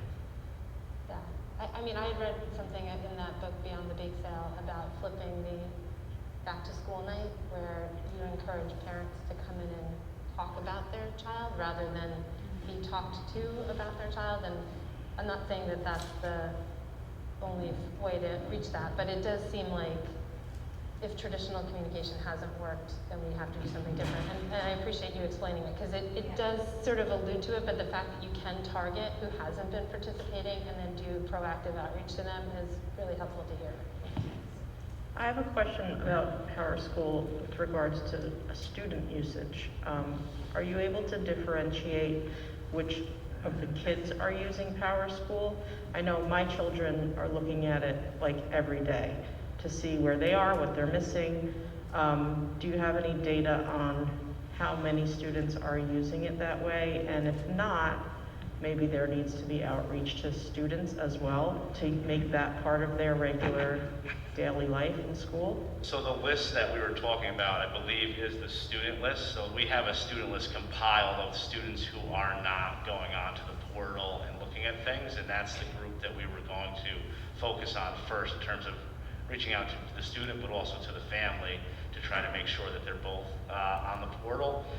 And the other piece of your question we're actually handling with our communication goal. It wasn't up on the board, but Mrs. Lynch and Mrs. Murray, what they are looking at doing is creating almost a training for the students in school where the students learn how to use the portal, because you would be surprised how many students don't necessarily know how to navigate it to the best of their ability, and it's got all the information right there for them. So that's something that we're looking to do inside the building with every kid, where we can do something so that all students know the ins and outs of Power School and the portal and how to access their information.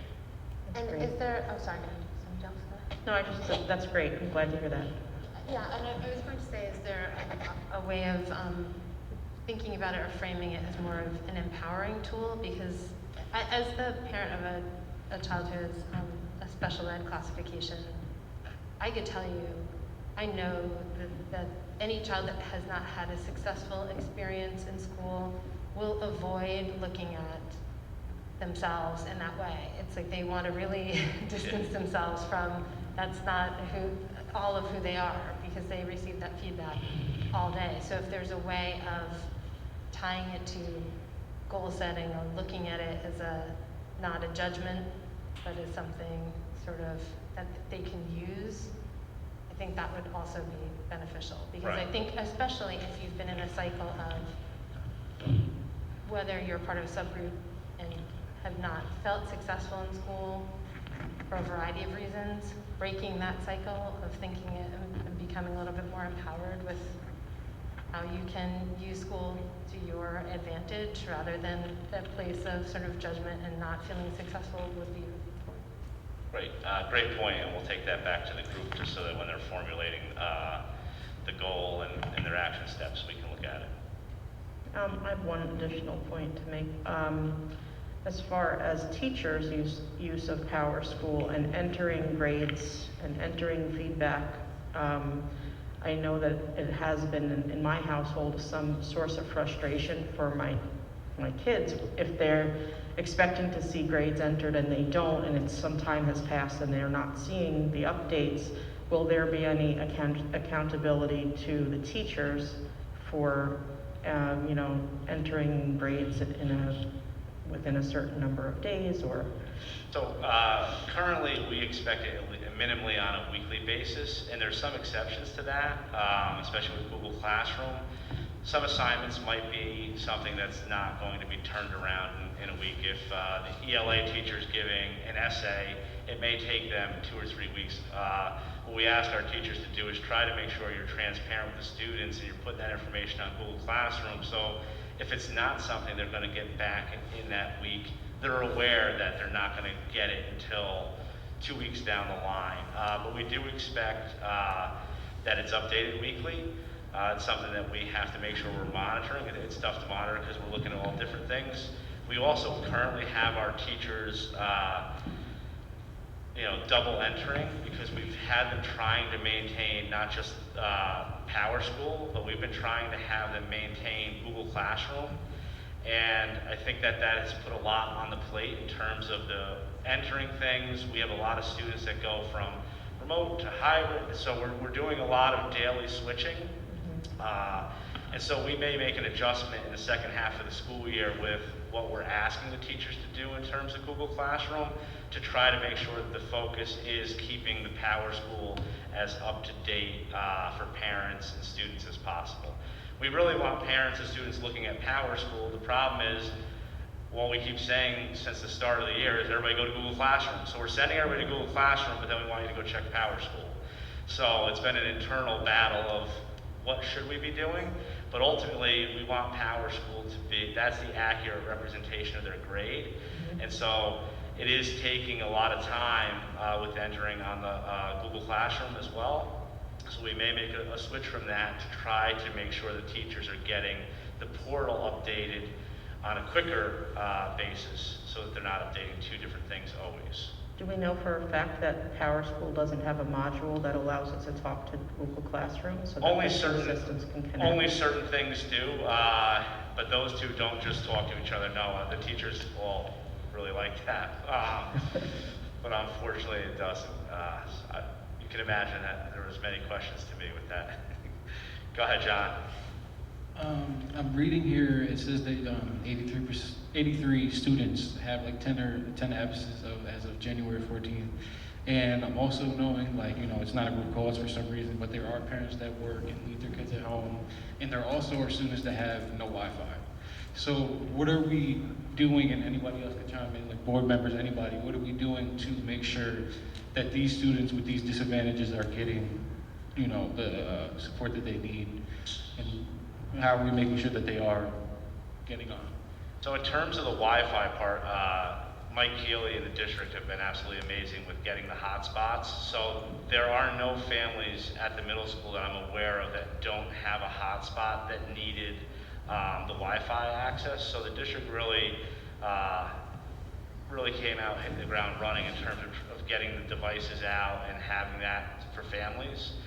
The bigger challenge is what you said, like, we've got a lot of kids that might be at home without parents there to monitor them, and without everybody in the traditional school setting where they're in the building, we're able to monitor them. It's a lot of phone calls. It's going to people's houses and trying to see what we can do to help.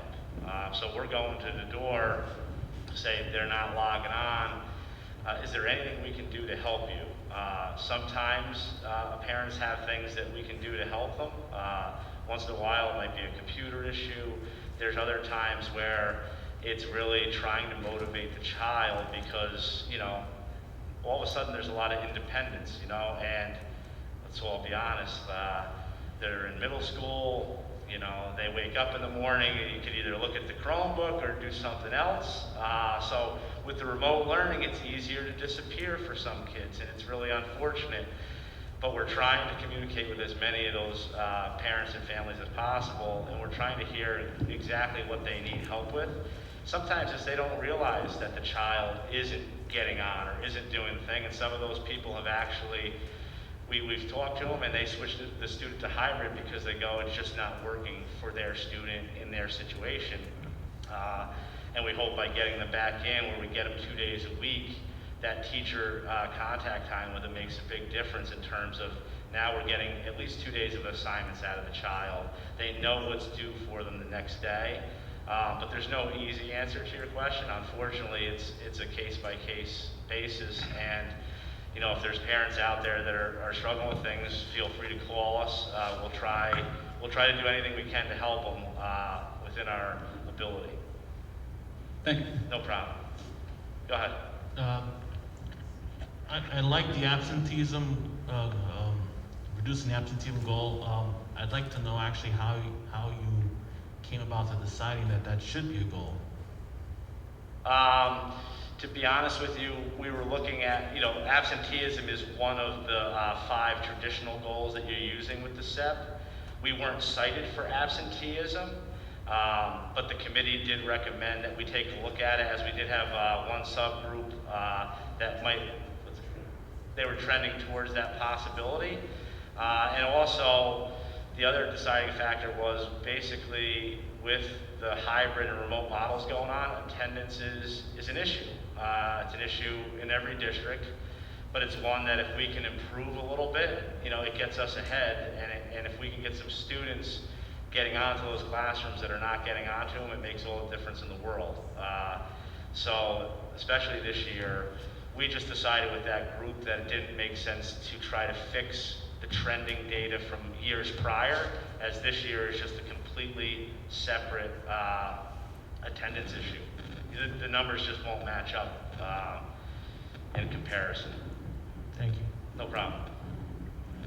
I had a question, just in terms of the work we've been doing through the strategic planning process and the work we're doing this year with the curriculum review. Do you feel like that supports some of this work in terms of the way students are learning?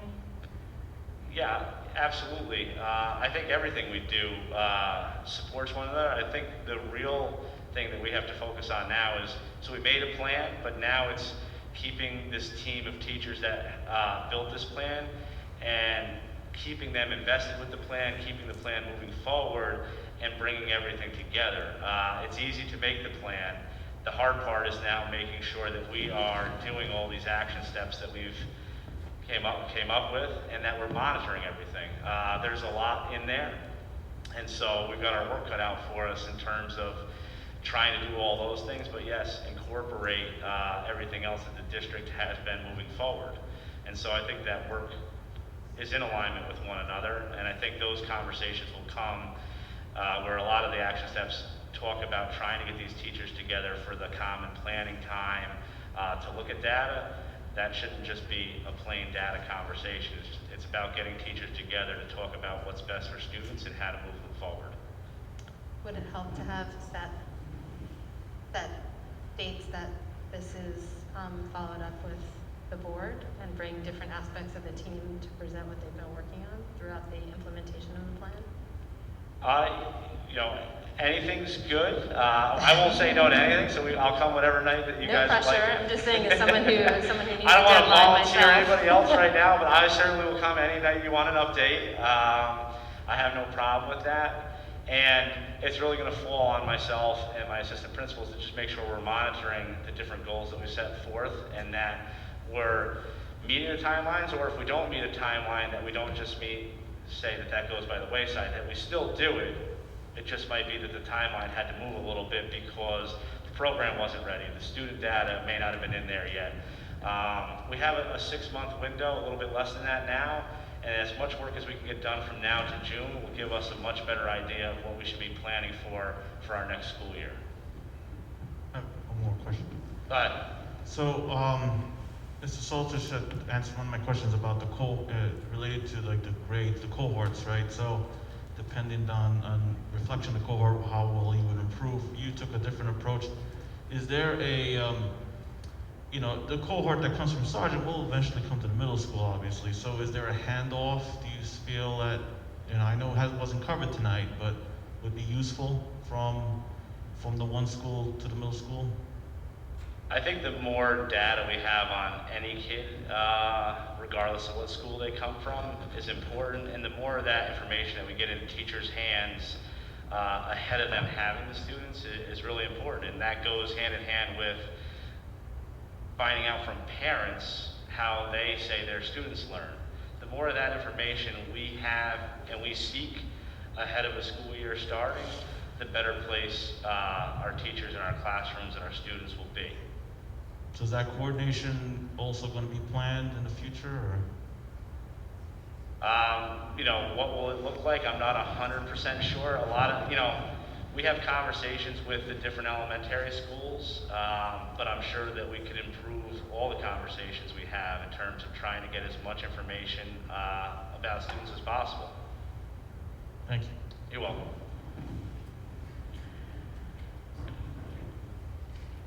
So this pretty much concludes our presentation. I just wanted to remind everyone, and thank you for listening, that this plan is just a 3 or 4 month plan. A lot of extensive work went into that. We will revisit this plan and start it all over again towards the end of the spring into the summer so that we can plan for next year. All right? So, yes. Yeah, just a general comment. Thank you for showing the good, bad, and the ugly. I mean, I think it was good to a conversation starter. It was definitely a strong learning process for us, and we look forward to starting this again for next year as well. Thank you. Thanks so much. And thanks, Brian, Katie, Brian, and Eric. Can I have a motion to adjourn to executive session to review the employment history of a particular individual and to review the proposed acquisition, sale, or lease of real property only when publicity would substantially affect the value thereof, and to seek legal advice from the school attorney? So moved. Anthony, second.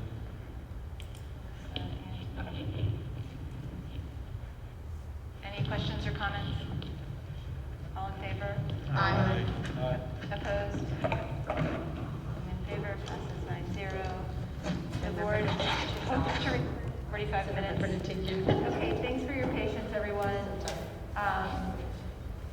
We are back. There are no changes on the agenda. All right. And are there any student or school presentations?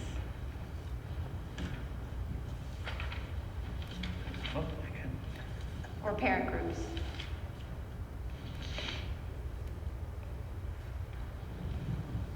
They could do one on Zoom if anybody was there. I know, that's why I was looking at Mike to see. Nope, okay. So superintendent's report, are we starting with Anne Marie or? I'm start with some budget updates, and I'll do a few updates. Great.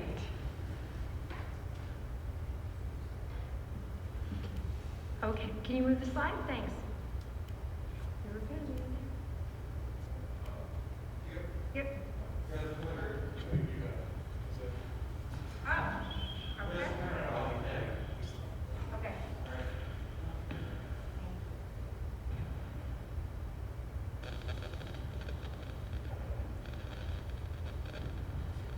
Okay.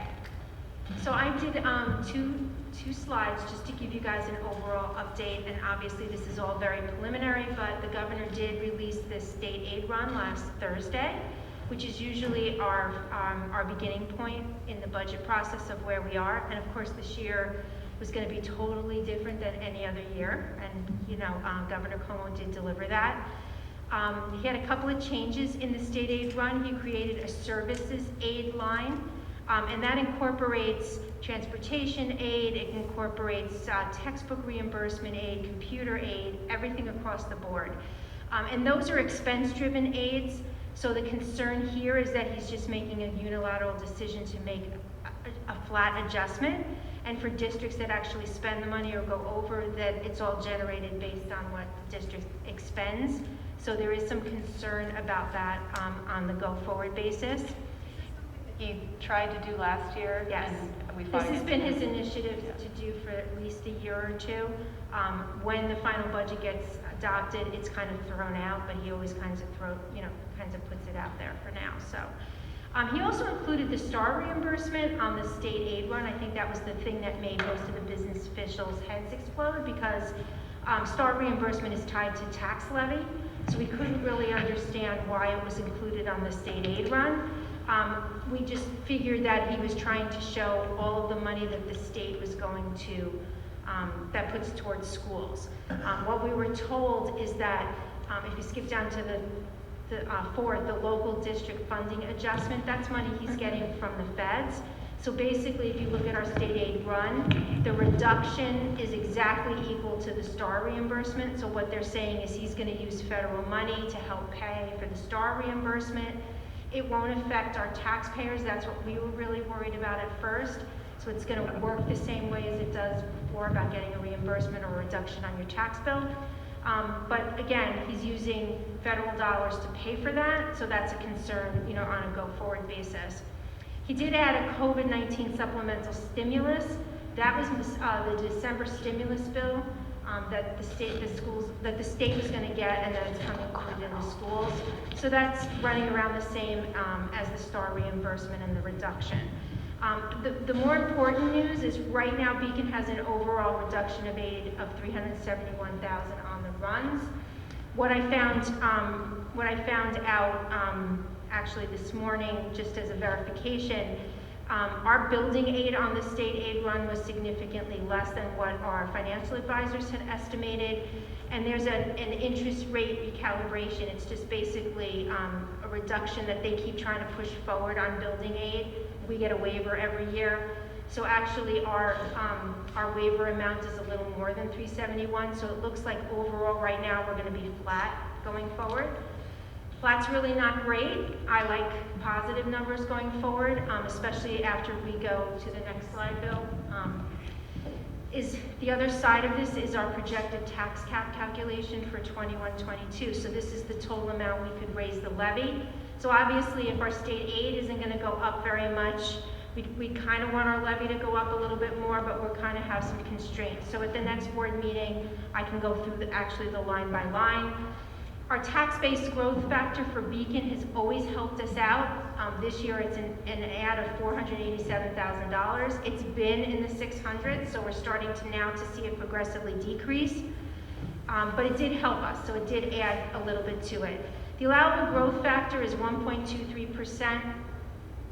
It is significantly less than the 2%. It's the lesser of 2% or CPI. This is the lowest percentage since 2016, so that unfortunately is not good news either. So right now our projected tax cap, it's looking like it would be 2.35%, which is after we go through the adds and subtracts, and again I'll do that at a future meeting. We can increase the budget about $980,000, which is not great news either. So we're trying to work through this in a time where we can't raise the levy that much, and our state aid is kind of looking like it's going to be less. We are hoping the state aid runs, we were told, were assuming that the feds were going to send a stimulus of $6 million. Governor Cuomo's talking about this $15 million that the state is in the hole for. If the feds do give us closer to $15 million, he's telling us that we would actually get more state aid and that there would be no cuts going forward.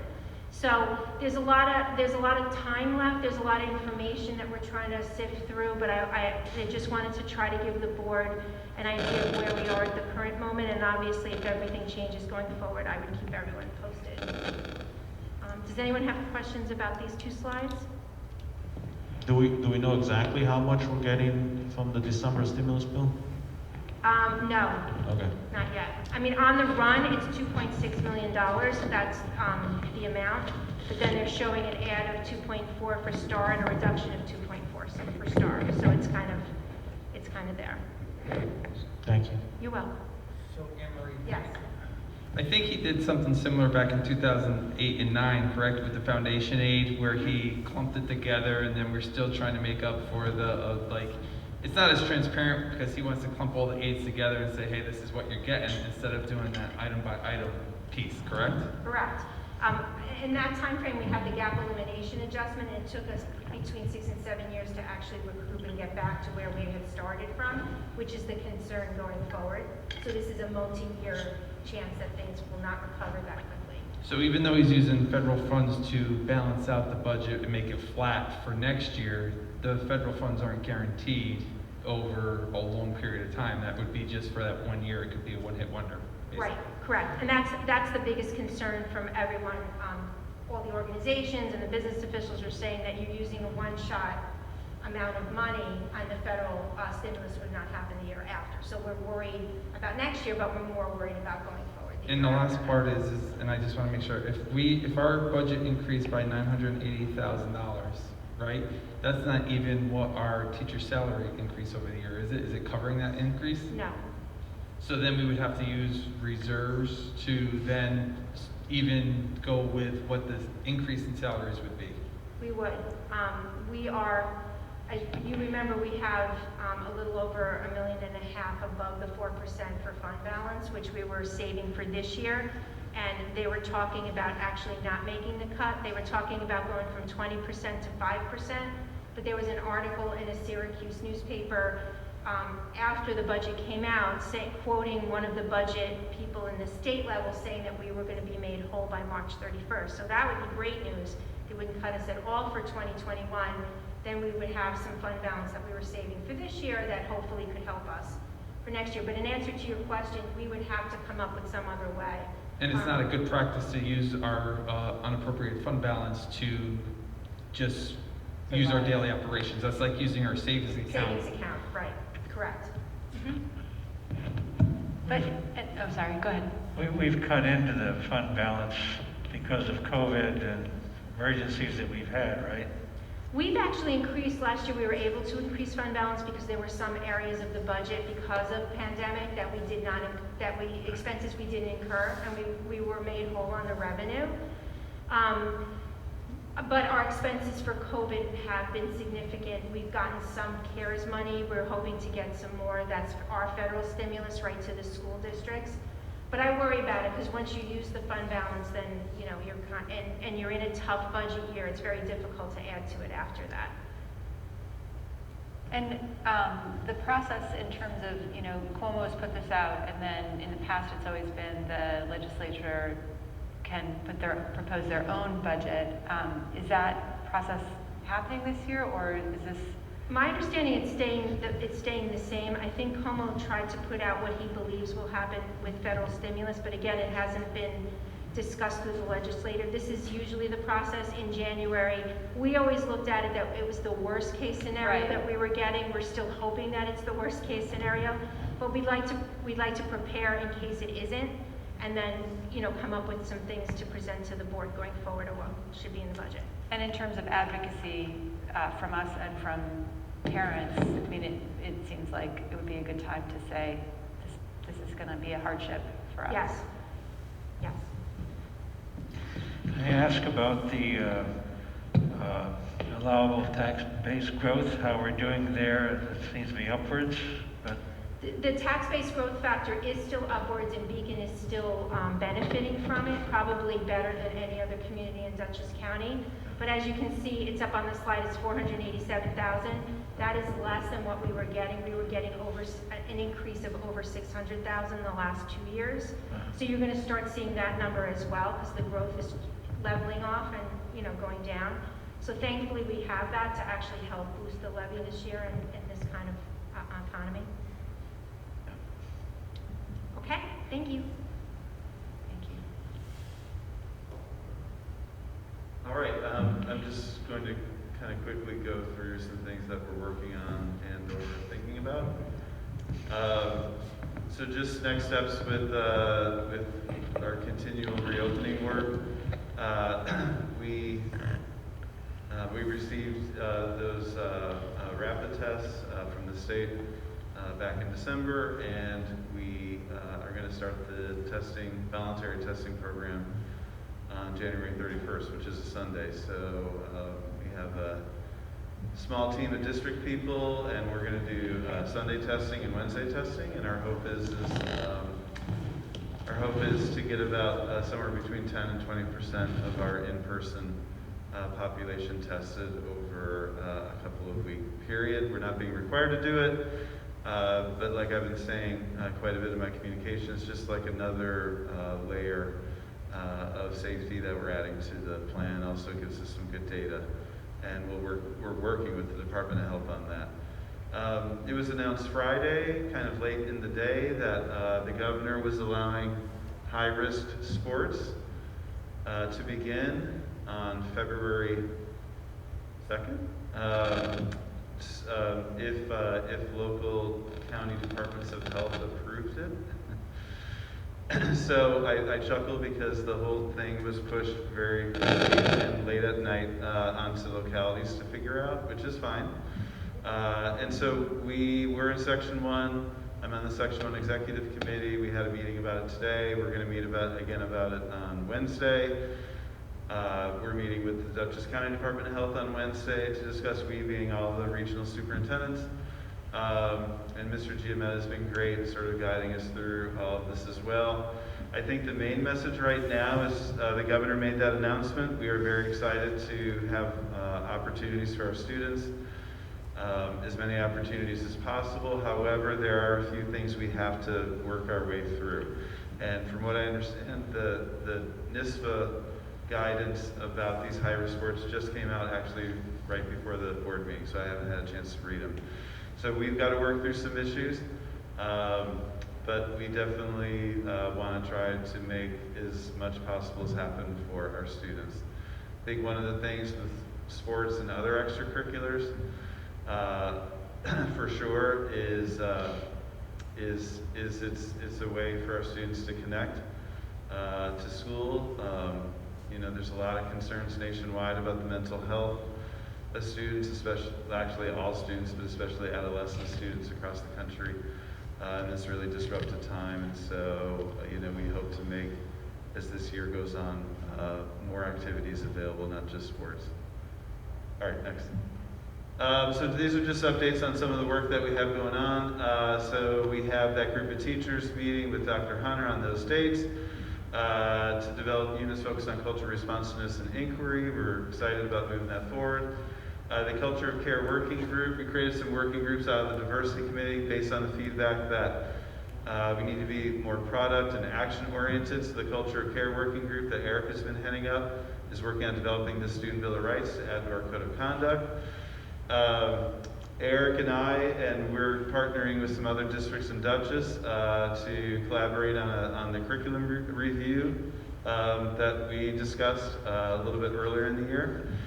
And one working group that I forgot to put on the slide is just a working group for folks interested in learning more about this culturally responsive curriculum, and that group will be meeting next Monday night. So Anthony, I'll make sure as the diversity committee member that you get the invite to that. And then lastly, we are planning with BOCES and a couple other districts in Dutchess County for the anti-racism training this summer. We're again looking at the Undoing Racism, and our plan is to partner with 1 or 2 other districts to help bring down costs because it becomes aidable, but also just to have a wide, diverse group of people go through the training. So we're excited about that. Next slide. Just some communication updates. Our new website, is rollover the right word? I don't even know. So our new website is going to be unveiled or launched or debugged, whatever verb you want to use. It's going to go live this upcoming weekend is the plan. And the person helping us with it is going to be kind of like working out the kinks all through the weekend. But we're excited that that's finally happening. The newsletter is delayed mostly because of me and just all the other communications regarding COVID that kind of get me a little bit off track of working on the newsletter with our communications person, but that will be coming out in the next couple of weeks. Our strategic plan dashboard, we're working to kind of put the finishing touches on that and get that online on our new website in March. And then just in terms of another aspect of communication, we're working on a budget survey that'll go out to the community, all stakeholders, including students.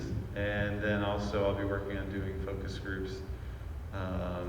Maybe I'll try to do some in person with students like I've always done the past several years, but also some Zoom sessions with each school community as well. Next. All right, just some quick updates here with sustainability facilities.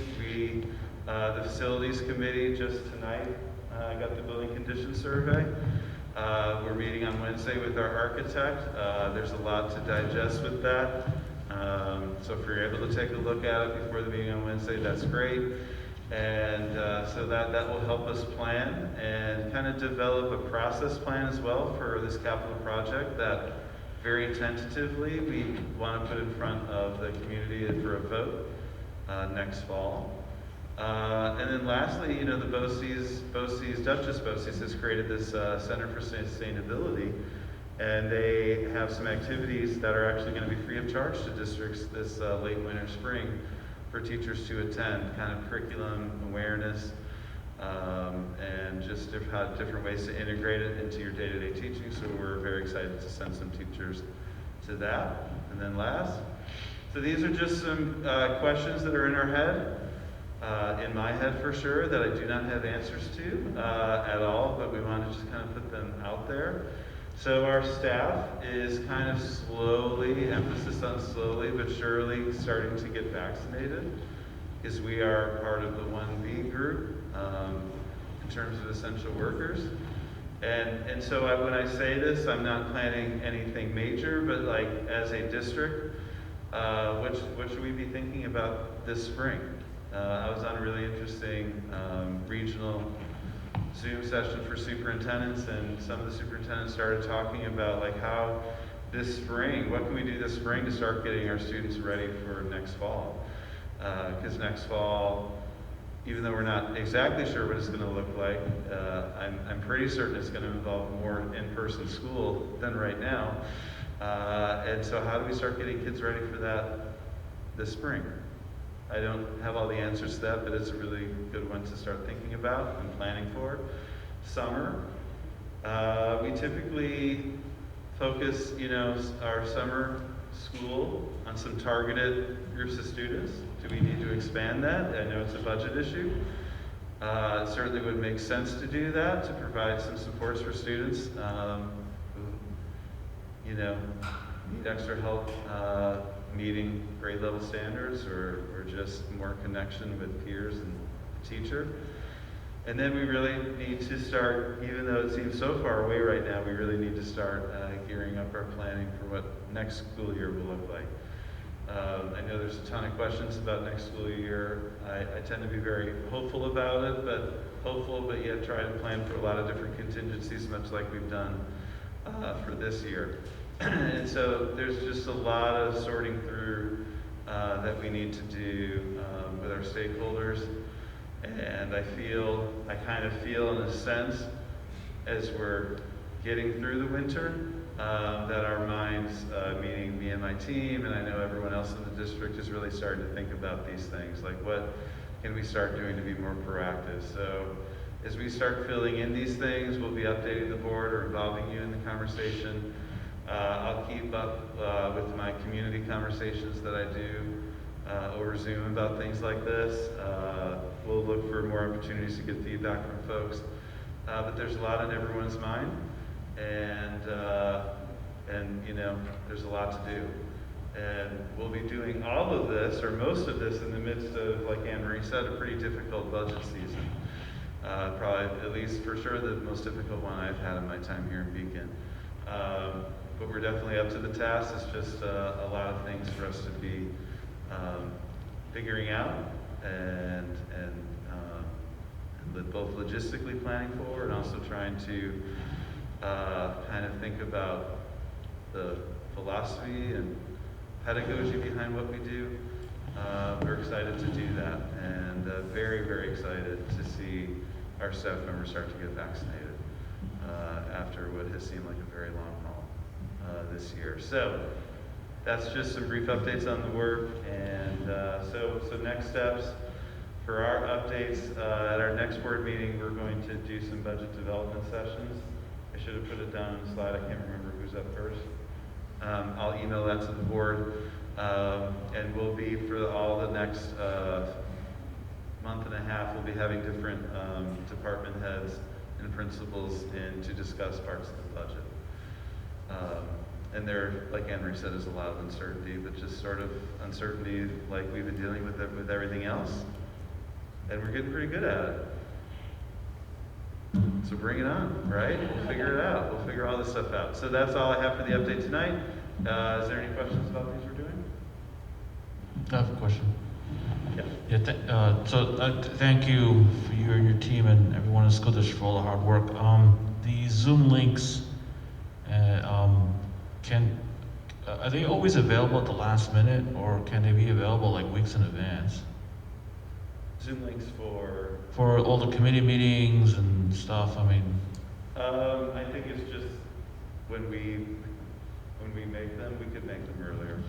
okay, thank you. As a follow-up on that, I think that's a good idea, but sometimes you have to repeat them close to the date because things get buried in the email, you know? So maybe two shots. I mean, I will say for these working groups, we are trying to limit participation to people who have responded and being interested in it, and the thought behind that is so they're productive and focused, more of a kind of a conversation of like, I don't know, 8 to 10 to 12 people. So those do go out to people who either responded to me or have reached out based on communications we did back in December about wanting to be a part of that work.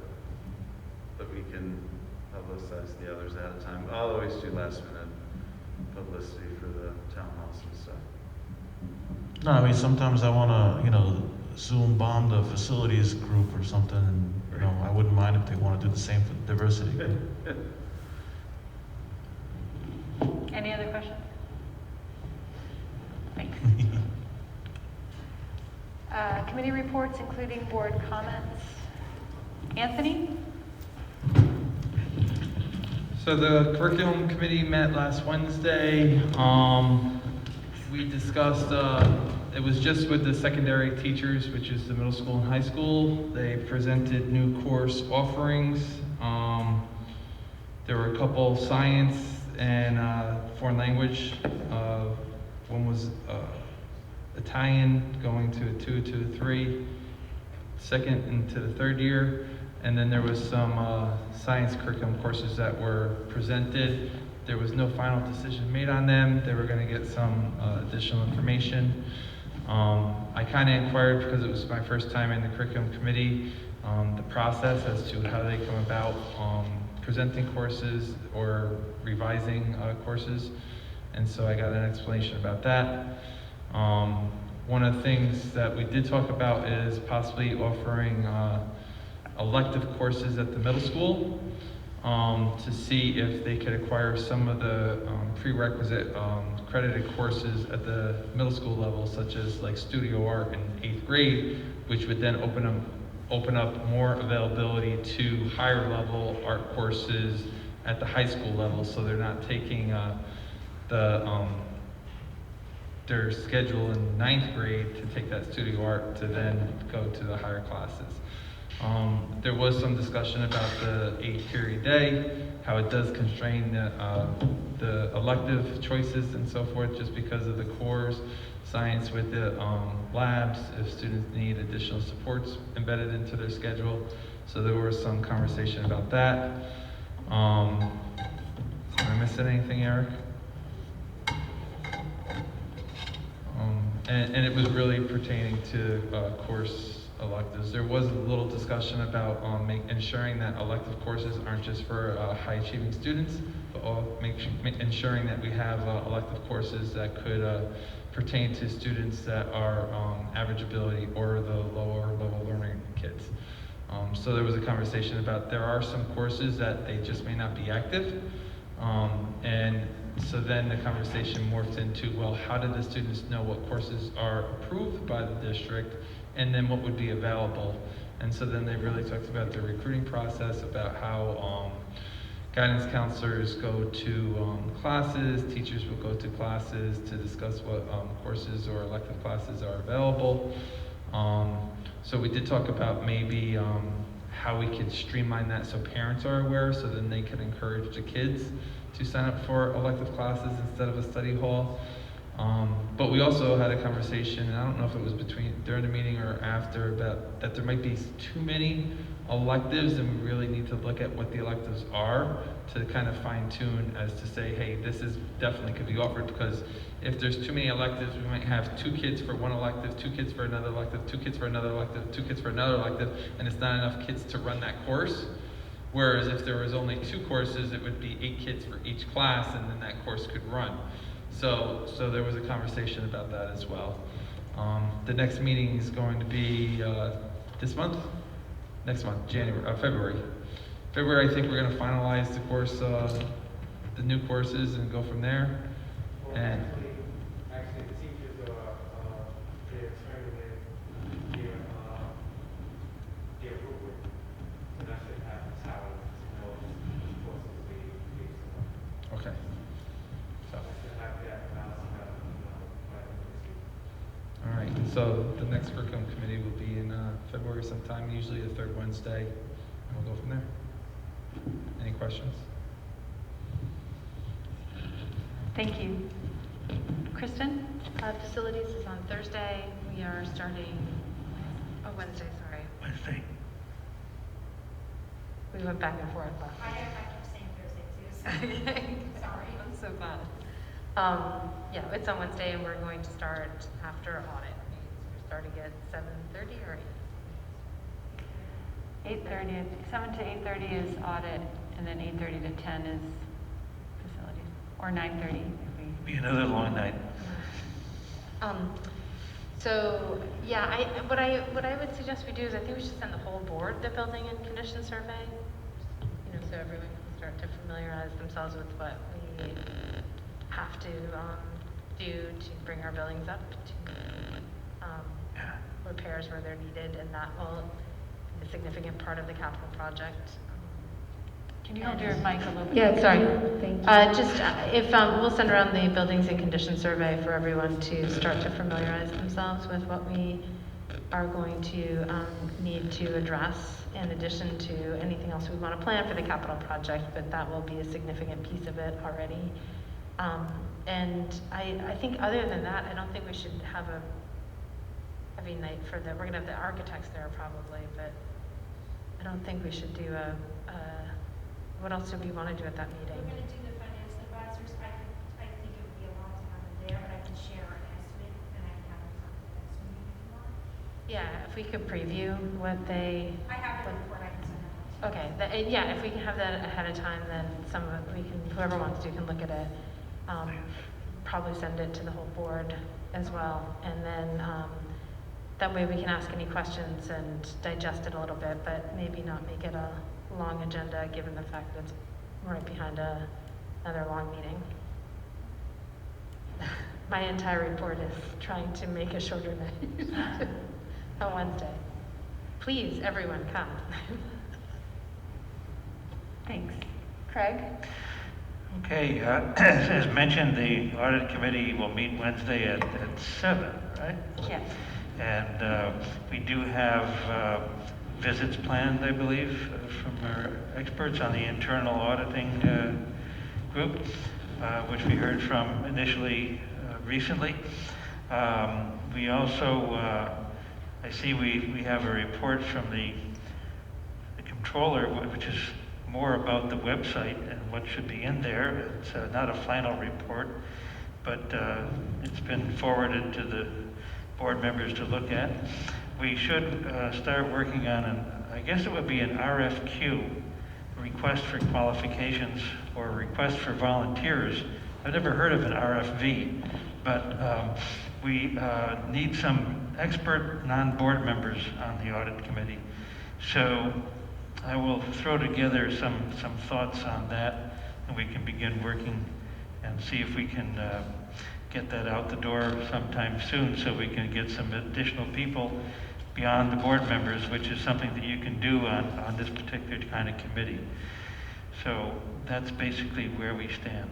Great. And I left you a message. I did confirm that those volunteers, those experts, do not have to live in the school district. So we can go slightly, They can beyond. be external to the district too. Yes. Yeah. Thank you. Thanks. Any questions for Craig? Anthony? Over here. Oh, okay, sorry. Good evening. So the culture of care, the meeting last week was not well attended, so Eric and I are talking about what to do for next month. That's all I got in the interest of time.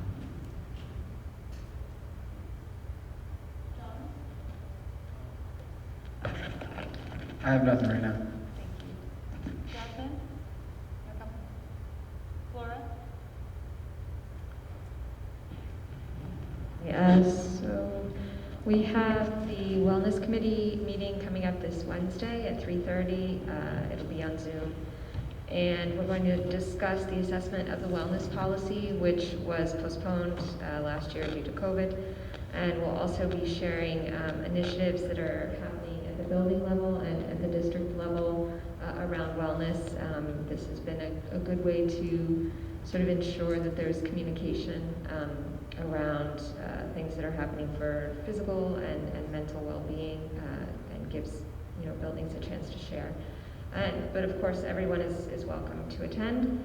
And then for Public Relations, Advocacy, and Legislative Committee, as Meredith had mentioned, it's a good time between now and when the executive budget goes into negotiations with the legislature in April to advocate around aspects of the budget that affect the district.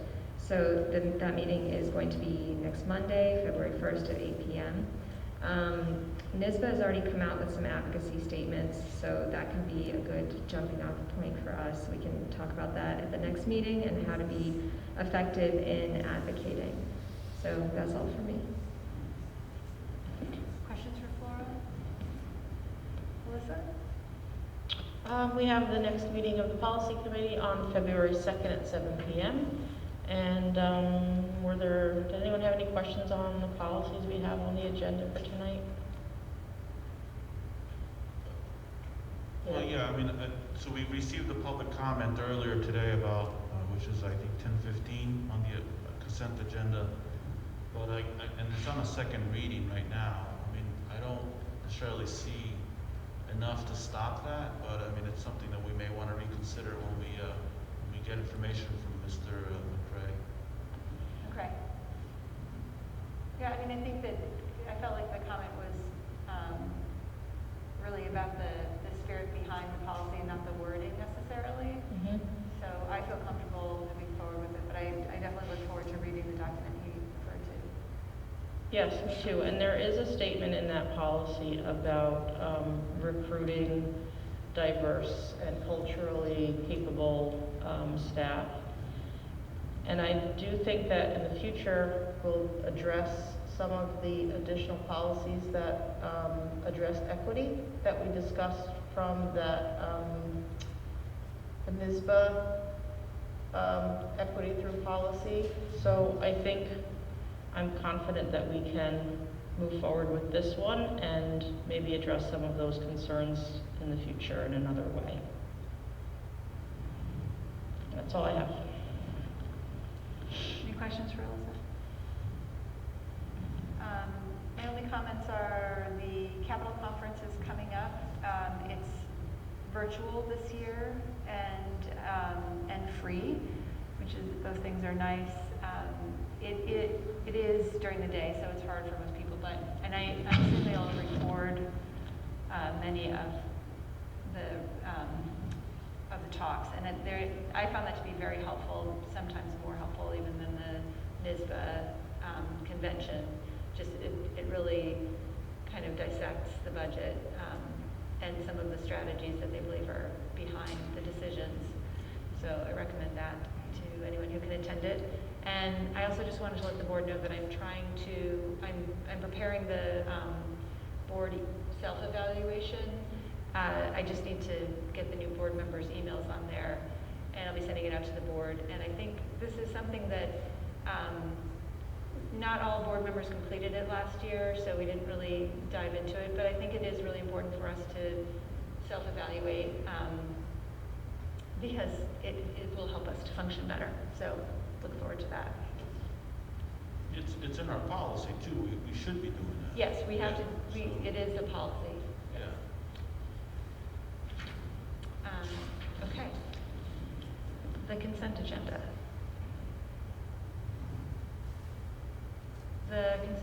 The use of the consent agenda permits the Board of Education to make more effective use of its time by adopting a single motion to cover those relatively routine matters which are included.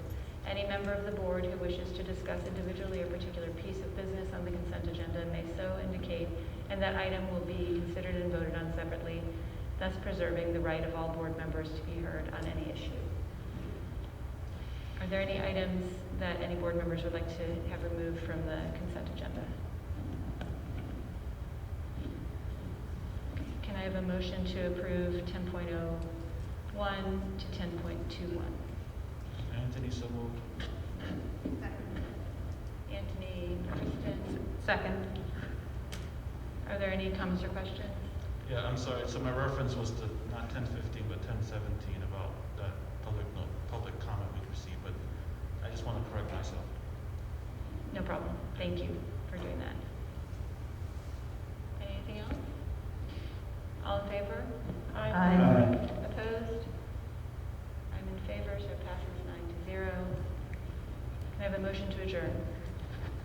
Anthony, motion to adjourn. Second.